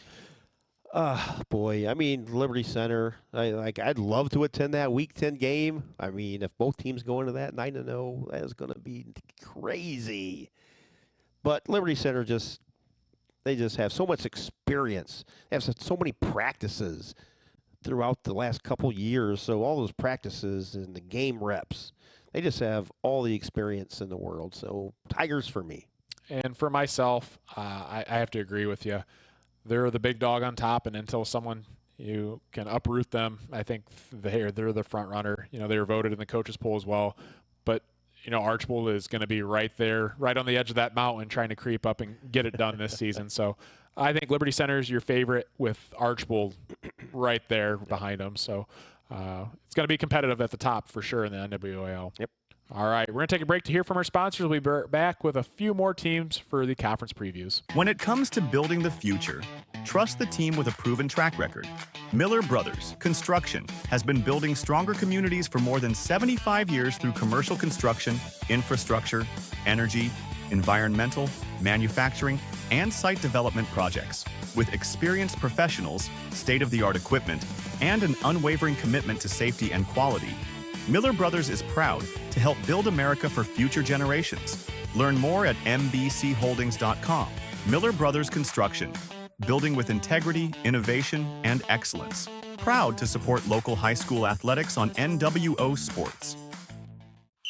Under the lights this Friday night. While your team is taking hits on the field, who's got your back off the field? At Batt & Stevens Body Shop in Defiance, we tackle the toughest repairs, from fender benders to full collision restoration. Our iCar Gold Class team scores big on quality and service. Proudly serving Defiance County for over 40 years, with certified technicians, advanced diagnostics, and lifetime warranties. We work with all major insurance providers. Batt & Stevens Body Shop, the home team when your car takes a hit. Visit us at batandstevens.com or call 419-497-3111. Experience award-winning care at Defiance Chiropractic Center, voted first place in the Crescent News Reader's Choice Awards Best of the Region. We offer chiropractic adjustments, acupuncture, DOT and sports physicals, and personalized wellness plans. Located at 1770 Jefferson Avenue in Defiance. Call 419-784-2300 today and feel your best naturally. Check out Tenora Rams Live. Live events broadcast on YouTube and post-game results, articles, schedules, and more can all be found on tenorarams.com. Feel free to look up their Twitter, Facebook, and Instagram pages as well.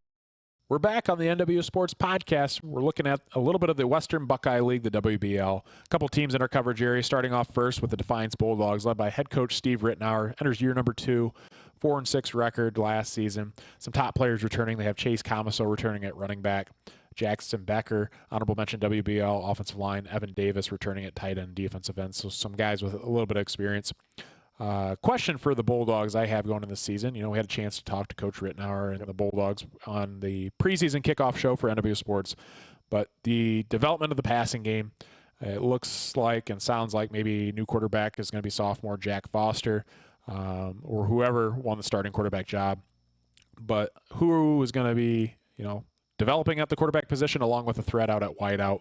We know last year, I believe the Bulldogs ranked dead last, I think, in the WBL for completion percentage, among other stats too. So we know that they like to run the football. We know that's Coach Rittenauer's bread and butter is to run that rock and play physical brand of football. And, Chase Comiso definitely runs behind his pads. But, who are they going to have in the passing attack to kind of open up those running lanes for Chase and, the rest of the crew there. But for the Bulldogs, I think they're going to be in the middle of the pack this year. I think there's just kind of too many questions still. And the WBL is a really, really good league. So especially at the top, you have Wapakoneta, so and among some other teams too. So Keith, thoughts on the Bulldogs going into this season? Yeah, Coach Ridenour is another one of those coaches, kind of old school coach. And Old school. He loves old school philosophy. But, players want to run through the brick wall for him. Fortunately, Defiance, not really a lot of talent coming back. Hit with a lot of graduations in the last couple of years of quality positions. Chase Comiso returning back, one of the, few experienced, skilled position players. Anytime you lose a quarterback or quarterback doesn't return, it just throws your season up in the air. So, right. Best wishes for Coach Ridenour and the Bulldogs. You're just playing in a very tough, rugged WBAL. And you talk about tough losses. You have Tyler Doden-Kiesling, one of the linemen of the year, too, as well, first-team All-Ohio. So they lose a lot to graduation, but, we'll see how things shake up down the road. Next WBL team, we're looking at the Van Wert Cougars and head coach Keith Recker. He enters year number 15, 83-79 record. Last year's record, the Cougars went 5-5, but man, they have arguably, again, some of the most talent coming back this season. Some top players returning. Zach Crummy, he's a junior, honorable mention WBL quarterback. He has 5 Division I offers at the tight end position. So he's quarterback in high school, but he's getting recruited for tight end in college. He's about 6'6", 6'7", huge frame. So a lot of MAC schools are looking at him right now, including Toledo and BG. Xavier Kelly, he's a junior for them, second-team WBL running back, and man, this kid's quick. Oh, boy. I had a report, and I questioned a little bit myself, but correct me if I'm wrong if you're listening to this. I heard he had a 4.35 40-yard dash. Now, that is flying in high school as a junior, so I questioned it a little bit, and I asked if it was laser or handheld because that makes a difference too, but for sure, if anyone out there can let me know what Xavier Kelly's 40 time is, I want to know what it is because 4.35, that's pretty darn quick. So Micah Cowan, he comes back as well. Honorable mention, All-Ohio defensive back, first-team WBL, another huge threat for that offense and as well as production on defense. And then Keaton Welch, honorable mention WBL. But can the defense match the offensive production or at least make an improvement from last season? And they gave up 28.8 points per game on defense. That defense has got to step up because we know on the offensive side of the football, they've got weapons all over the field. So I said, too, with Van Wert, that Van Wert offense may be the most loaded and talented offense in all of Northwest Ohio. And I said if there was a high school football 2026 video game, this is a team I'd want to play with. It'd be such a blast on offense. You got a quick, fast, shifty running back. You got a big quarterback with a big arm. You got wide receiver threats, Cowan and Welch and among many others. This team is loaded on offense. This is a team I would want to play with. And, offensive coordinator Bryce Creer, he should have a lot of fun this season. So category I'm throwing them in as a dark horse and team to watch. It's still going to be tough to be a contender in the WBL with teams like Wapakoneta, but I think they definitely have a winning season, and I think they give some teams a run for their money, so for sure. But Keith, thoughts on the Van Wert Cougars? Yeah, Van Wert's always one of my favorite teams to follow, like on Friday night watching the highlights and whatnot of various schools around the area. But, yeah, you hit everything right on the head, Logan. Offense, unstoppable. Xavier Kelly, I saw a couple of highlights of him in the scrimmage, and I don't know, that 40 time may be pretty close. Yeah, maybe. Because if he breaks through the linebackers, the secondary is not catching him whatsoever. And Zach Crummy, my goodness gracious. Can you even tackle this kid? He's just going to bounce off of him. Yeah. The key to Van Wert is just, can we stop anybody on defense? So if you can get a stop every other possession, you're already ahead of the game in 2026. But yeah, Van Wert, fun team to follow. And the final WBL team that we follow, Ottawa Glandorf Titans, led by head coach and first-year head coach Ben Kaufman. Last year's record, the Titans were 0-10. The thing with Coach Kaufman, he's been on staff for 13 years, or he's had 13 years of coaching experience on staff, last 10 years at OG. So definitely familiar with the staff and the kids. So that's good to have right away. You have a good reputation and good established relationship with the players. Some top players returning for the Titans. Deegan Miller, honorable mention WBL wide receiver. Gage Bellman, honorable mention WBL defensive back. But my question for the Titans entering this season, can the Titans get in the win column this season and develop underclassmen in a hurry? Because, again, we say the WBL is competitive. It's going to be again this season. So how quickly can they try to get some wins or maybe, steal a couple wins from some teams maybe they, quote unquote, shouldn't have beat? But I think for the Titans, they're still in the rebuilding phase. Last couple of years, just trying to get over the hump and get some more wins in the win column. So, Keith, thoughts on the OG Titans? Yes, Coach Schreiner there for 30 years. Yeah. I mean, like just living legacy. Yeah, no kidding. It's very successful up until the last 3 or 4 years. But we wish the best for OG and first-year coach Ben Kaufman. Can only go up from 0-10. Right. So, we wish the best of the Titans, but we'll see. All right.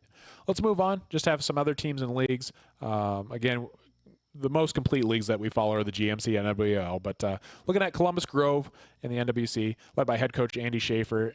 Coach Schaefer enters year number 15 with 129-80 record. Last year's record, the Bulldogs went 10-4. They lost in the state semifinal to the eventual D7 state champs in St. Henry. They lost 10-13. Top players returning. And they have a whole list, again, just like any, like Liberty Center, Archbold, there's a whole list of players. But some of the top ones, Gavin Baxter, first-team All-Ohio defensive end, also plays wide receiver, some tight end.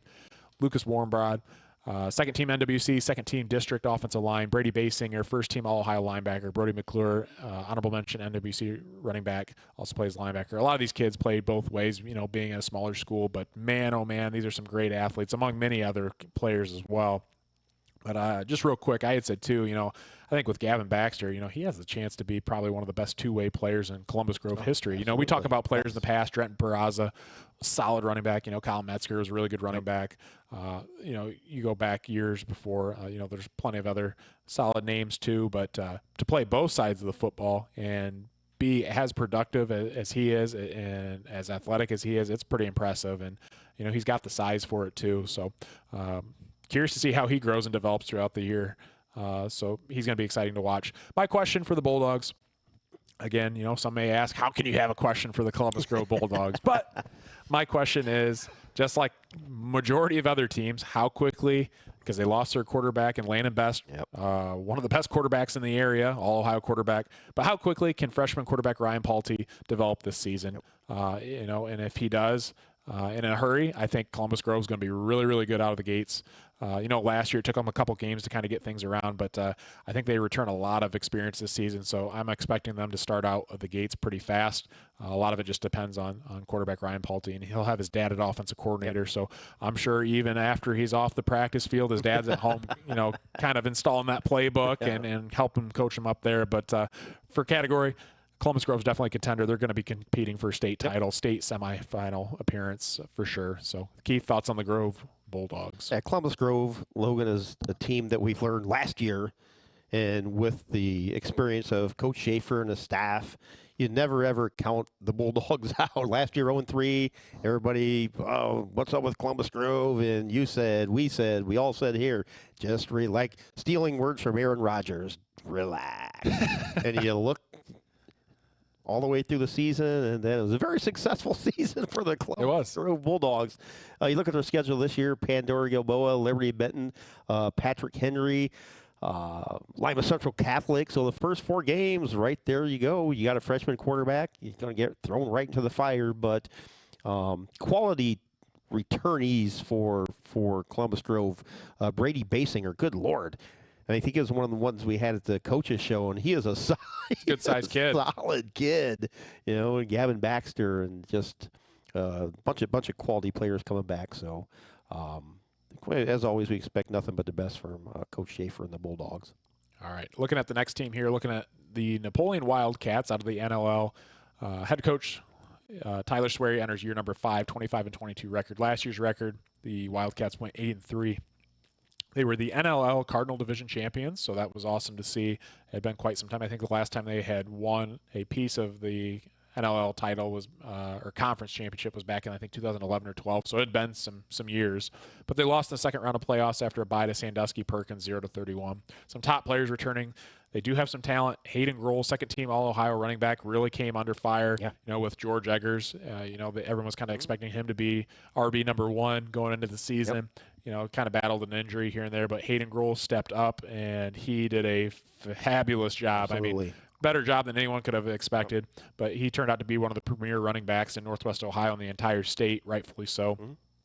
Napoleon brings back Max Swihart, honorable mention All-Ohio linebacker, Spencer Durham, first-team NL offensive line, and they also bring back Kelby Parsons, returning starting quarterback, which is a good thing because not a lot of teams have quarterbacks returning this season. But the question I have for the Wildcats is, can Napoleon find other ways to get Grohl the football besides lining up behind or next to Parsons in the backfield to not allow teams just to dial in on clogging up the interior? Maybe some swing passes, some jet sweeps, some screens, maybe even lining them out wide and running some routes here and there. But I think Napoleon, I think that they're going to be a contender. I think they're going to be a team to watch. I think they've got enough talent.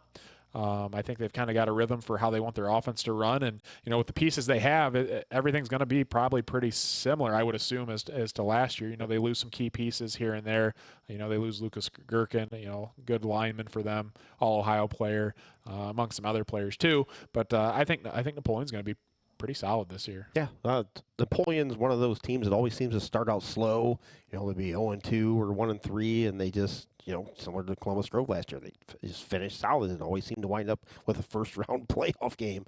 But you hit the nail on the head again, Logan. George Eggers hurt. You're like, oh my gosh, what are we going to do? We got Hayden Grohl, who outside of the Napoleon football program, nobody probably really knew who he was. Right. And then he turns in to be a second-team All-Ohio running back.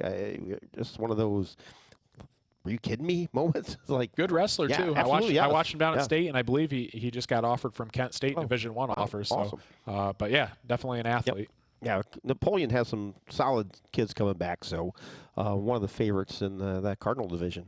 All right, let's move on to the next team. Looking at the Leipzig Vikings, led by head coach Joe Kirkendall, enters year number 17, 150-72 record. Last year's record, the Vikings went 11-2. They lost in the regional final to Columbus Grove, 6-31. Keith and myself, we were at that game down at Lima Shawnee. That was a pretty good game to see. Grove ended up victorious, but we saw some really good glimpses out of the Vikings too.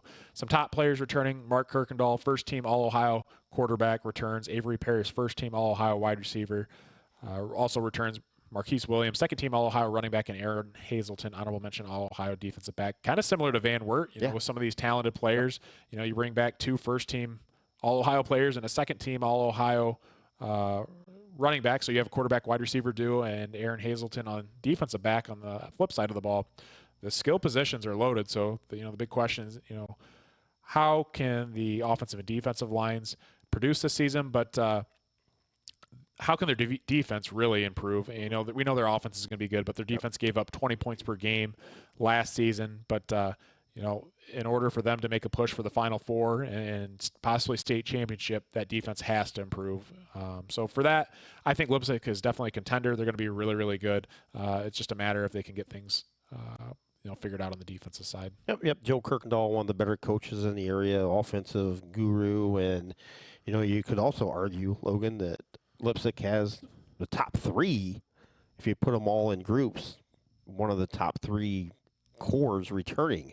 Yeah. Kirkendall. It's a fair statement. Avery Paris and Marquise Williams. We saw, him, Mr. Highlight himself. Marquise Williams, offensively, defensively, you name it. Avery Paris, first team All-Ohio receiver. And Mark Kirkendall, boy, oh boy, just, again, similar to Van Wert. You just have to stop somebody on defense. Exactly. You stop them every other series, you're probably going to wind up with a lot of victories. So, yeah, Leipzig, one of those teams that you like to follow throughout the year and, and catch up with them on Friday night after the game and just see how they're doing. All right, looking at the next team here in our coverage area, Montpelier Locomotives, led by head coach Andy Robinson, enters year number 5, 19-23 record. Last year, the Locomotives went 6-5. They lost in the first round, unfortunately, in the playoffs to Mohawk, 6-41. Some top players returning: Wesley Hartsock, honorable mention All-Ohio wide receiver, first team in the TAC.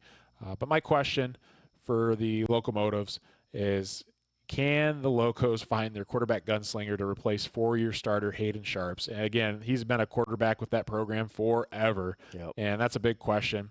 Will it be Wesley Hartsock that they move from wide receiver to quarterback, or maybe Braxton Henry, or maybe someone else? But they lost a lot to graduation. Logan Pontius is another good O-line, D-lineman that they lost to graduation. Griffin Cooley, running back, linebacker too. So there's a lot of questions, but they definitely need some guys to step up in a hurry. But I think the category with Montpelier, they kind of fall into is, team to watch, almost kind of rebuilding phase, just because they were hit so hard by graduation. But I think Coach Robinson, he's going to get the most out of his players as well. But just curious to see how things kind of pan out for the Locos this season. Yeah, Coach Robinson, he's been building a program out for the last 3 or 4 years. Always makes time and effort, for us here. Yeah. Always comes to the coaches show. We'll have him on probably once a year, want to call in, or sometimes he came in person actually, once or twice. So, solid head coach and Coach Robinson, but yeah, Hayden Sharps is like one of those players that has been there forever, and he's like a coach on the field, and it's just hard to replace those guys. And a new conference this year as well for Montpelier, I believe. Yeah, so the Great Lakes League, the GLO, some of the mix, which is pretty much most of the teams from the TAC, plus or minus a couple. Yep. But it sounds like after talking to Coach Robinson, a little bit more stability. It sounds like in the conference, so which is good to have. So okay. Next team we have is the Eden Bombers. Led by head coach Jamison Weisel, enters year number 1. Last year's record, the Bombers went 9-3. They lost in the second round of the playoffs to Lima Central Catholic, 7-49. Weisel has been with the program for the last 8 seasons, so definitely familiar with the players and the scheme and schematics that Coach Olwin had ran for the numerous amount of years he was there. Some top players returning: Caden Stance, honorable mention TAC wide receiver last year; Trent Buck, honorable mention TAC offensive guard and defensive end; Corbin Olds, third-team All-Ohio linebacker, first-team TAC last season. My question for the Bombers entering the 2026 year is, with the massive loss of players to graduation, can the Bombers survive the Coach Olwin hangover? Coach Olwin has a tendency, he's a Hall of Fame coach. Obviously, he knows what he's doing, but he tends to leave, when a lot of the talent pool tends to graduate. And, but it sounds like they're going to maintain their air raid, high-scoring offense. Yeah. Can they continue that to get a winning season? So I'm curious to see how things pan out. But I throw Eden, just with some of the players that they have do have some talent coming back, probably middle of the pack in the GOL and competing this season. So, Keith, thoughts on the Bombers? And unfortunately for for Eden, a lot of talent lost in the last couple of years. A change of coaching. Hall of Fame coach Bob Olin. Just exits. But as long as they keep the offense and defensive schemes in place, that the kids are familiar with, I think it'll be all right. But anytime you lose a lot of talent, it's just tough. But probably, unfortunately for the Bombers, will be a rebuilding year here in 2026. Couple teams left here. We have the Hilltop Cadets, led by head coach Nathan Massey, enters year number 9, 20-66 record. Last year's record for the Cadets was 3-7. Some top players returning for Hilltop: Anthony Wianuzzi, sorry if I mispronounced that, but second team TAC wide receiver, and Cameron Shrimp, starting quarterback. So they do bring back a little bit of talent on the offensive side of the football. Question for the Cadets entering the 2026 season is, can the Cadets take advantage of their experience and their wide receiver and quarterback and win out a couple more games, maybe in some shootouts this season? Defensive side, not returning as much, but, they have it on the offensive side of the ball. And again, I think they're just continuing to rebuild. Definitely having a little bit more success because, years ago that they had, some of those seasons where they didn't have any wins at all. So, but they're kind of out of that and past that. So definitely hope they continue their winning ways with the wins that they do have, and kind of continue to build on that. So, Keith, thoughts on the Hilltop Cadets? Yeah, just looking at their schedule, Logan: Hicksville, Edgerton, Antwerp. That's some competitive on paper. 3 games. If you play relatively clean football over 60 minutes, there's a good chance that Hilltop could come out to start of the season 2-1. Possibly. With I'd say that's fair. So that's a good start to your campaign. So. We'll move on to the next team here. A couple more teams. North Central Eagles, led by head coach Tyler Iwinski. Last year went 3-7. Didn't get much info on North Central, unfortunately, but the question I have for the Eagles is, can the Eagles continue to build off their 3 wins from last season? Kind of in a similar boat as Hilltop. 2 schools that are very, very close to each other as well. But, North Central's just continuing to try to rebuild, trying to get back to once where they were, just a short time ago. Years ago, the first season that they had years ago, they were a playoff team, and they had some really good athletes come through. So trying to get back to that caliber of play. So, Keith, thoughts on the North Central? Yeah, North Central is one of those teams we were pulling for a few years ago. Yeah. We had a couple players on the podcast, and I think maybe the coach at one time on our podcast. And we had a couple phone calls with the head coach at the time. And they were building the program the right way, and then, coach leaves and players graduate. But, yeah, best of luck to the Eagles this season. And the last two teams, couple 8-man teams here. We have the Striker Panthers led by head coach Jamison Grime. Enters year number 2 with a 9-11 record. Last year, the Panthers went 3-7. Some top players returning. For Striker, Nate Ryan, honorable mention Northern 8. Running back, Cody Stewart, honorable mention Northern 8. Quarterback, Ethan Beltran, honorable mention Northern 8. And Dylan Rivas, honorable mention Northern 8. So they do have some talented players coming back. But for the Panthers, can they just finally get the quote-unquote big win over one of the top teams in the league?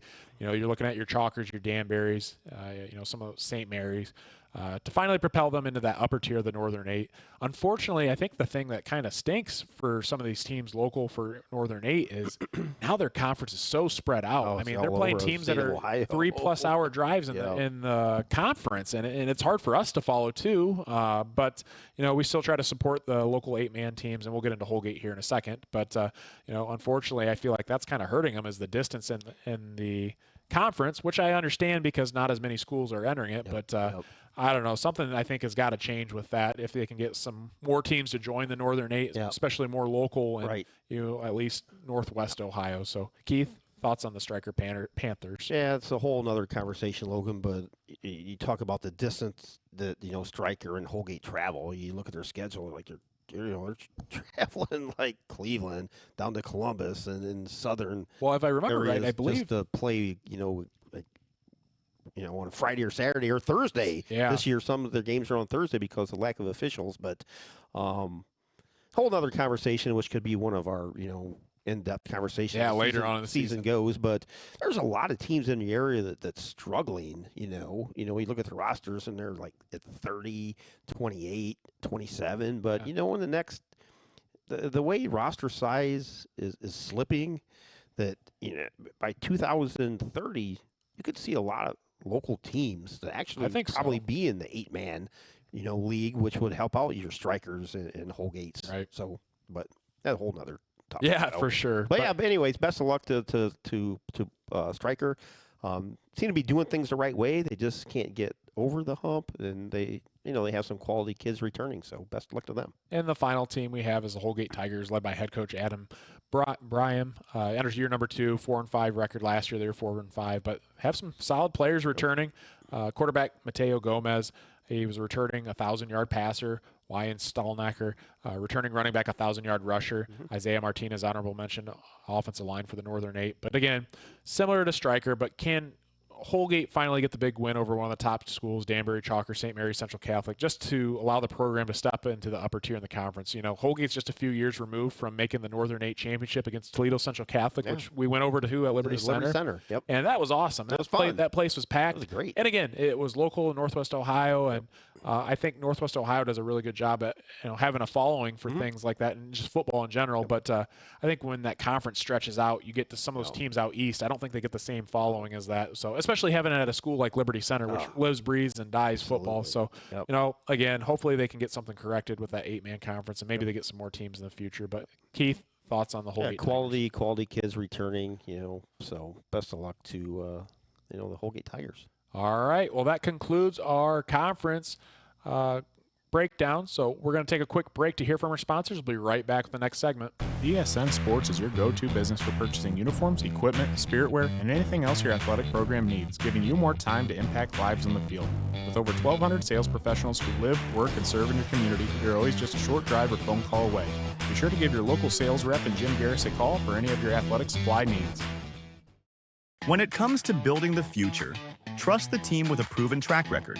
Miller Brothers Construction has been building stronger communities for more than 75 years through commercial construction, infrastructure, energy, environmental, manufacturing, and site development projects. With experienced professionals, state-of-the-art equipment, and an unwavering commitment to safety and quality, Miller Brothers is proud to help build America for future generations. Learn more at mbcholdings.com. Miller Brothers Construction, building with integrity, innovation, and excellence. Proud to support local high school athletics on NWO Sports. Looking for a personalized financial guidance right here in Bryan, Ohio? Meet Melissa R. Stockman, CHFC, a trusted Edward Jones financial advisor. Melissa specializes in retirement savings and income strategies, estate and legacy planning, customizable wealth strategies, insurance and annuities, and support for entrepreneurs and business owners. As a chartered financial consultant, she brings deep expertise and care in building financial plans tailored to your goals. Ready to take your next financial step? Call Melissa's office at 419-633-0647 or visit Edward Jones on 130 North Main Street, Bryan, to get started. Northwest Ohio Basketball hosts premier basketball tournaments for boys in grades 3 to 8 in the area. Upcoming tournaments are right around the corner. Give them a call today at 419-283-5296 or check out their website at NWOBball.com. Under the lights this Friday night. While your team is taking hits on the field, who's got your back off the field? At Batt & Stevens Body Shop in Defiance, we tackle the toughest repairs, from fender benders to full collision restoration. Our iCar Gold Class team scores big on quality and service. Proudly serving Defiance County for over 40 years, with certified technicians, advanced diagnostics, and lifetime warranties. We work with all major insurance providers. Batt & Stevens Body Shop, the home team when your car takes a hit. Visit us at batandstevens.com or call 419-497-3111. Experience award-winning care at Defiance Chiropractic Center, voted first place in the Crescent News Reader's Choice Awards Best of the Region. We offer chiropractic adjustments, acupuncture, DOT and sports physicals, and personalized wellness plans. Located at 1770 Jefferson Avenue in Defiance. Call 419-784-2300 today and feel your best naturally. Check out Tenora Rams Live. Live events broadcast on YouTube and post-game results, articles, schedules, and more can all be found on TenoraRams.com. Feel free to look up their Twitter, Facebook, and Instagram pages as well. We're back on the NWO Sports Podcast, and we are on to everyone's favorite segment, the Hot Takes, presented by BSN Sports. So we're just going to cut it down to one because we've spent a lot of time on conference previews, but we'll have plenty of good hot takes throughout the season, and these are fan-submitted. But the hot take for week number 1 coming up is you could take the best players from the rest of the NWOAL and Liberty Center would still win by 2 touchdowns. So taking players from every other team in the conference but Liberty Center and putting them up against, so basically NWOAL All-Star team versus Liberty Center's team. And Liberty Center would still win by 2 touchdowns. So me going in depth like I usually like to do, I broke down maybe some top players who would be on this rest of the NWOAL team. So on offense, I would throw quarterback Maddox Penner from Archbold, running back Ryder Ryan from Archbold, running back Marcus Nagel from Delta, wide receiver Morgan Harris from Archbold, wide receiver Kiefer Holloway from Patrick Henry, wide receiver Anthony Weber from Bryan. Then you have Jude Hudson, these are linemen, Jude Hudson from Patrick Henry, Grayson Ford from Archbold, Hunter Warner from Archbold, Parker Bixler from Archbold, H-back tight end thrown in Anderson Bentley from Archbold. Defense, looking at them, some defensive linemen throwing guys like Jude Hudson, Wyatt Klein, defensive lineman Braden Gracia, Malachi Ambrose from Delta, and then defensive back wise for this team, Arnjer Krieger from Archbold, defensive back Vincent Martinez from Delta, defensive back Ethan Bowman from Archbold, and then the linebacker core, you have Tyler Rodriguez from Wasion, Anderson Bentley from Archbold, and linebacker Cade Lintermoot from Delta.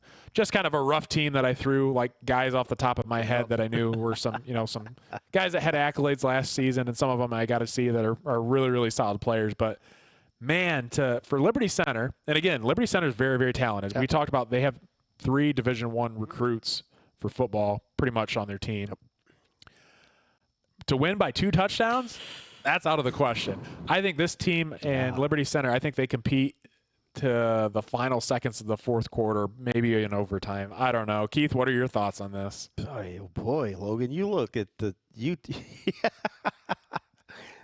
I would have a hard time picking against this team actually beating Liberty Center because there is a lot of talented kids on this rest of the NWOAL team outside of Liberty Center. Yeah. But for Liberty Center to win by 2 touchdowns against these kids that are listed, boy, oh boy, they'd have to play a perfect game. They would. I mean, this team is loaded.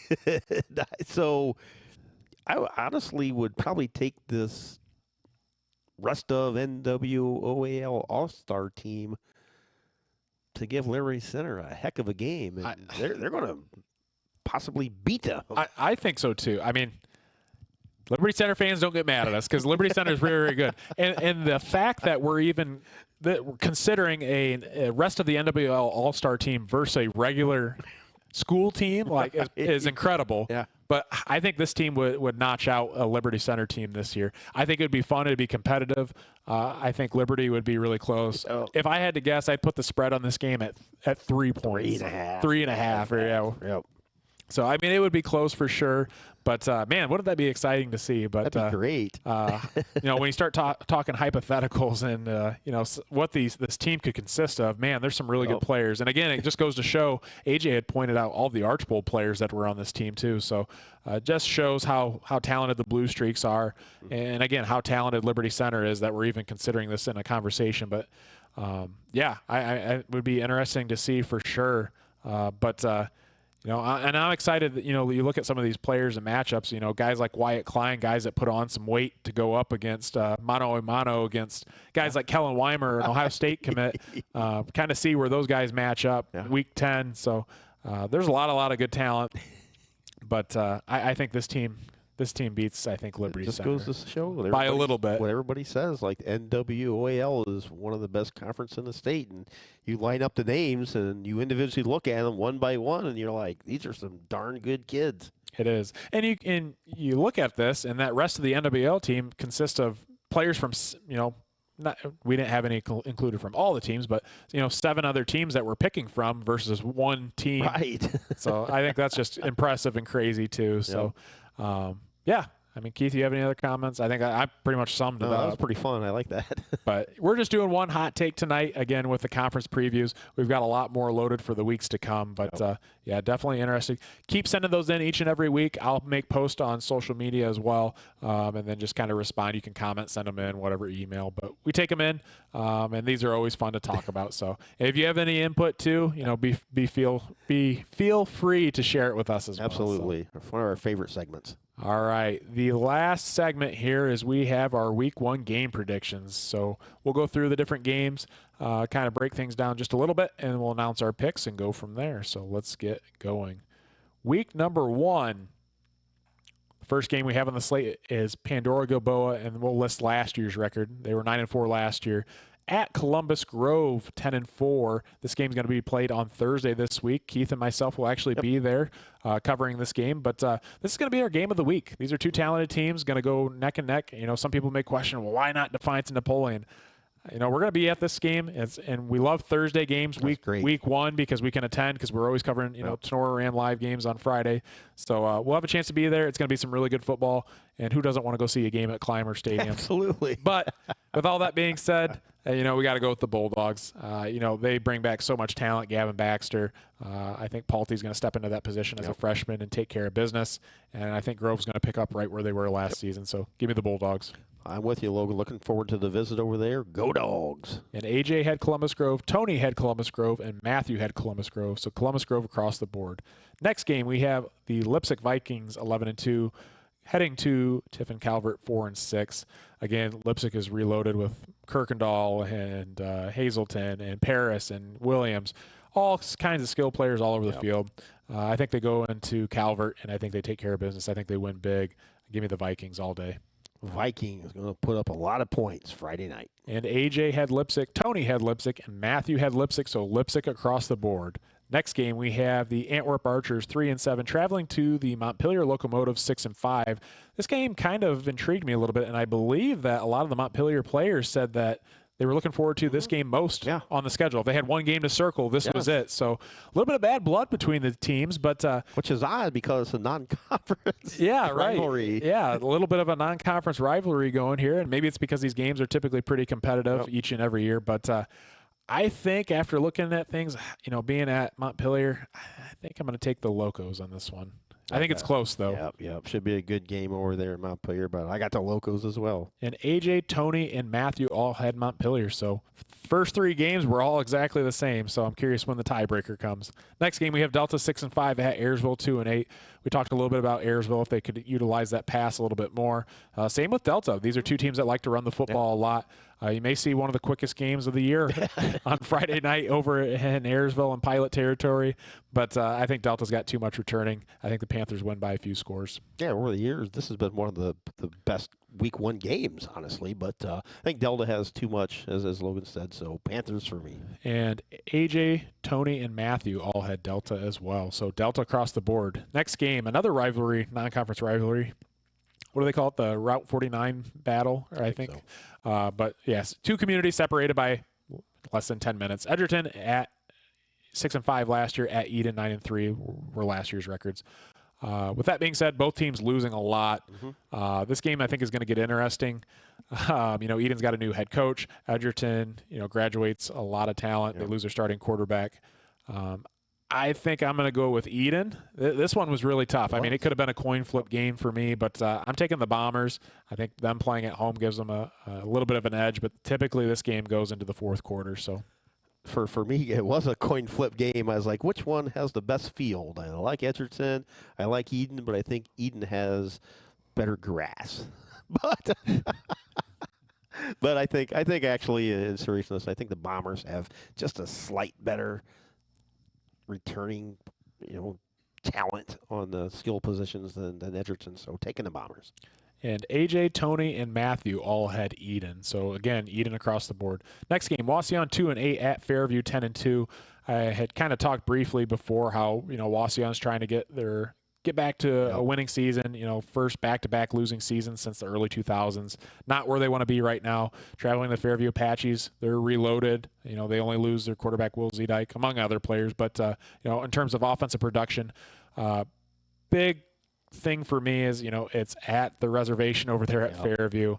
Fairview brings back a lot of skilled talent. I think the only way Wauseon has a chance in here is if maybe they can win the battle in the trenches, but I think Gage Mullins has something else to say about that. So give me the Apaches. Yep, too much talent, Fairview outside of the first-year quarterback. Apaches for me. And AJ, Tony, and Matthew all had Fairview. Next game, Hicksville 1-9 last season, heading to Hilltop 3-7 last season.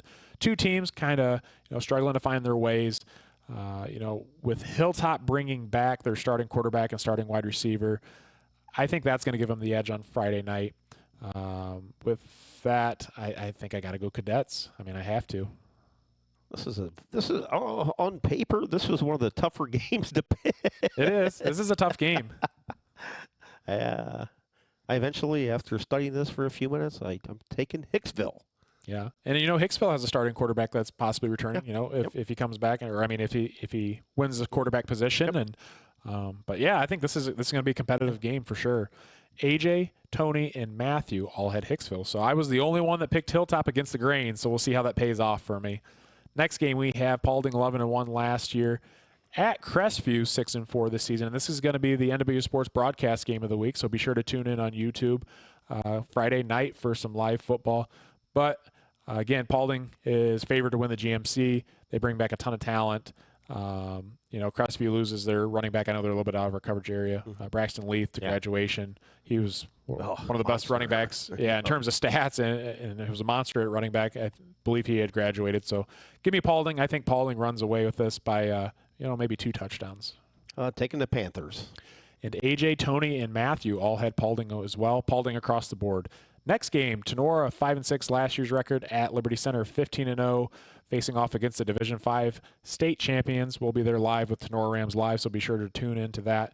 Mark Bly and crew will also be there for Tiger Sports Live, so you can tune into their broadcast as well. With that being said, Tenora's got a tall task at hand. Liberty Center is reloaded again.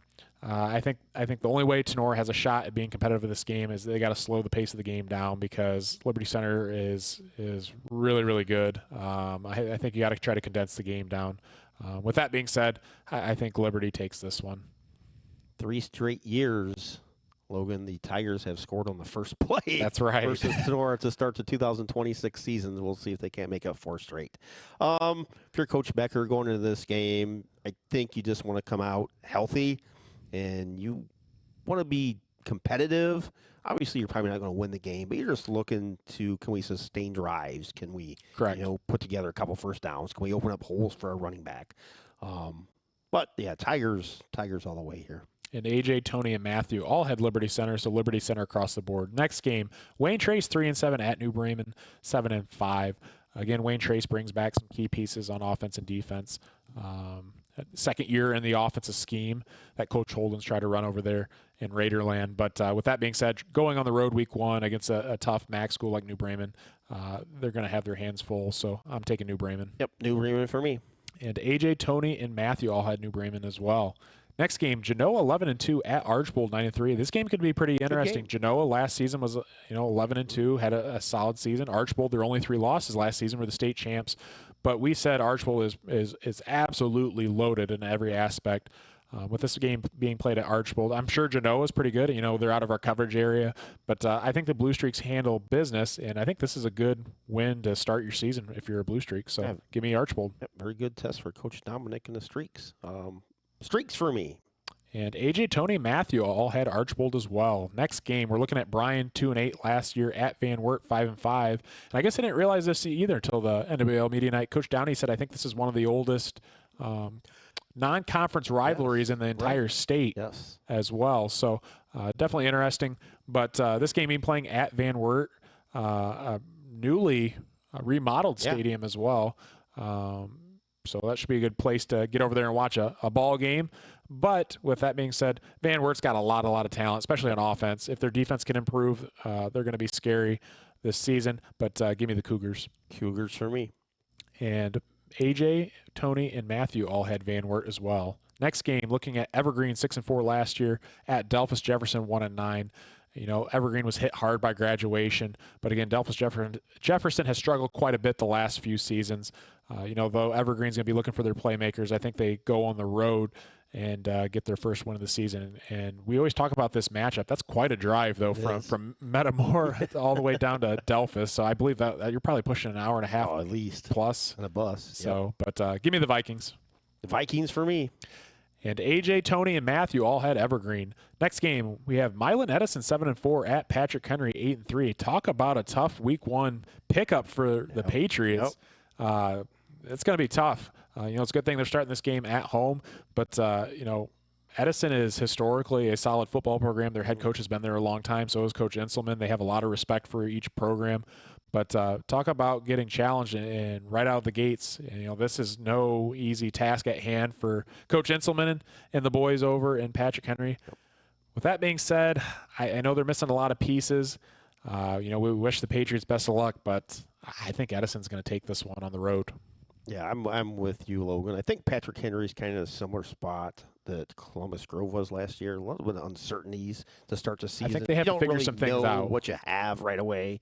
So I'm taking Milan Edison as well early. And AJ and Tony had Patrick Henry. Matthew had Milan Edison, so we're split on that game. Next game, Swanton 0-10 at North Central 3-7. Another game that could be interesting.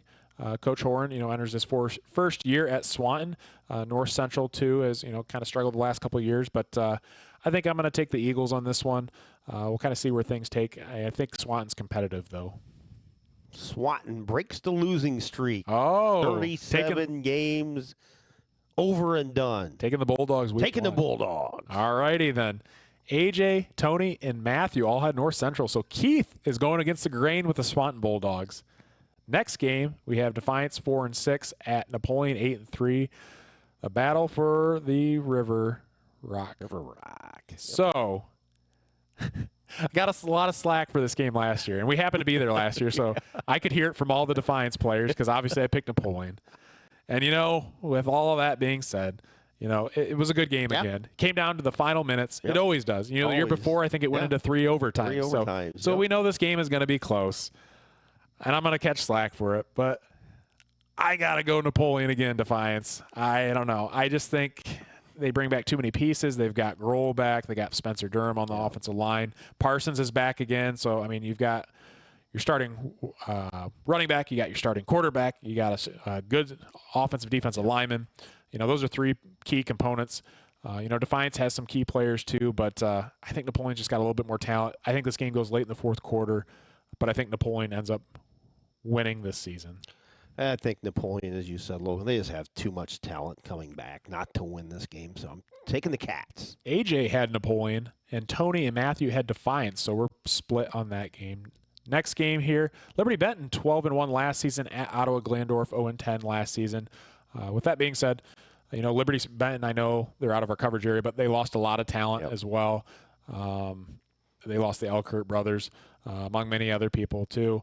But Ottawa Glandorf is continuing to build. Coach Kaufman's entering year number 1. I think Liberty Benton, just because they've had some success here recently, I think they take this one away in Ottawa. Yep, Liberty Benton for me. And Keith, AJ, Tony, and Matthew had Liberty Benton, so Liberty Benton across the board. A couple 8-man games on the slate. We have Fremont, St. Joe, Central Catholic 8-3 at Holgate 4-5. With that being said, Fremont St. Joe has been kind of one of those upper tier teams. I think they continue to get it done this week, so I'm taking Fremont, St. Joe, Central Catholic. I got Fremont as well. And AJ, Tony, and Matthew all had Fremont as well. The last game here for the slate is Chalker, 9-2 last year record, at Stryker, 3-7. This would be a huge win for the Panthers, and I'm surprised AJ's not picking Stryker this year. I'm disappointed in you, man. Hey, where's that shirt at, by the way, too? Did you get that shirt? I think I gave that to you, right? Yeah, he wore it last year once. Yeah, I've worn it a couple times. I actually wear it fairly often. Okay. That was funny because last year Matt Janey actually had a shirt. One of our broadcasters for NWO Sports had a shirt made up for AJ because he was a true Stryker Panther faithful last season, always picking Stryker. But I haven't seen that shirt around for a little bit. Maybe he'll bring it back out this year and jump on the Stryker bandwagon. But with all that being said, Chalker has been elite of the Northern 8 Conference, so I'm going Chalker this week. Chalker. And AJ, Tony, and Matthew all had Chalker as well. Well, Keith, that concludes our Week 1 game predictions. Closing thoughts. Closing thoughts. So I've said it a million times, Week 1, Week 10. Hey, if you're a family and you got nothing going on a Friday night, take your kids, load them up, go to a high school game. You don't have to be from that school. Just take them out to a high school game. I guarantee 1,000,000% your kids will fall in love with some sort of the aspect of football. They want to be a cheerleader. They may want to be in the band. They may be a football player. They maybe want to be a food critic. You want to be a food critic because Lord knows go to the concession stands. They're going to want to go to the concession stands multiple times to load up on the cash. But just take your family out one Friday night. That's all I ask. One Friday night. Take your family out, and I guarantee you next week will come, in the middle of the week or before, your kids are going to ask you, can we go to a game Friday night, Dad? Please do that one time. Well said, Keith. Yeah. No, I agree with you. I think in today's culture, too, I feel like, back in the day, you maybe go back 20, 30 years ago, everyone and their brother was at local high school sporting events. You don't really see that too much anymore. But I tell you what, though, local sports, high school football is unlike anything other. The camaraderie between the players, the coaches, the community, there's nothing like it. And, when you get the community support and, the parents and fans and whoever else that come out and support, it's just great to see. And I think it just, it even makes your community a better place too. So I totally agree with you. Get your kids out there. There's a lot of good value and lessons that you can learn in sports, and really looking at things. I mean, I know people complain ticket prices and things, and concession prices have gone up, but everything has gone up, and still to go out on a Friday night and to take your family, it's still, I guess, relatively cheap compared to other things. Absolutely. There may be something we can look at into Week 2 or Week 3, but if there's any family out there, or maybe something that we can, promo or have somebody, sponsor in the upcoming weeks. But, if there's a family of 4 or 5 or whatnot, maybe we can have, send in your name. We'll put everybody's name in a box. We'll pull out a name. And then from Sonora Rams Live and NWO Sports, we can pull together and get a hold of that AD, and you can show up and your tickets are paid for. I mean, I'll be more than willing to do that for a family that, wants to go watch a ball game. Yeah, that'd be cool. So that's something to think about. But, yeah, just go out and support a high school football game. Yeah, definitely. I'm excited. It's week 1. Absolutely. So ready to go. We're busy. Yes. I'm just very thankful for my wife right now. She's watching our kids. And That's congratulations, yeah. Logan, on the newborn a couple weeks ago. Staying busy. But I would not be able to do this without my wife. So I'm very appreciative and thankful for her. So I put a lot of time and effort into this, and I wouldn't be able to do any of it without her. So definitely appreciate her. I appreciate you guys, and I'm ready to get things rolling this season. So Dr. AJ got a little one walking around the house. That's right. Now, so. AJ, you got any final thoughts? Not really. I mean, Keith said it the best. I would love to see people get out and enjoy some of those Friday night football games because it's just a whole world unto itself that people don't get to experience unless you're there in person. I mean, watching it, even, we do Tenor Rams live, even watching it online just is not the same. No, get out and not even actually close. enjoy it. Yep. Especially if you're, some of these bigger schools that really have a good community around them. Get out and enjoy a Friday night game. And there was a clip from Kirk Cousins floating around again that he did a couple years ago, and he said that's the best years of his life. Played at Michigan State, played at Washington, all of his NFL games. If he could go back and have one Friday night game left, he would do it in a second. That is a great clip. I'll have to share that on social media. That's I'll have to go back and find it, because I know exactly what you're talking about, and it's pretty incredible. Absolutely. So, other than that, get out Friday night, support your local team, or just go watch a local football game. So, please. Other than that, we'd like to thank all of our sponsors. Our title sponsor, BSN Sports, we appreciate them. Bat Stevens Body Shop, Edward Jones and Melissa Stockman, Defiance Chiropractic Center. Come get a hold of Dr. Fairchild over here, or any of the other great chiropractors here as well. Northwest Ohio Basketball at Tenor Rams Live. We'd like to give a special thanks to Defiance Chiropractic Center, again, for allowing us to use their office for the podcast this season. But stay tuned for the next NWO Sports Podcast in the near future, and thanks for watching.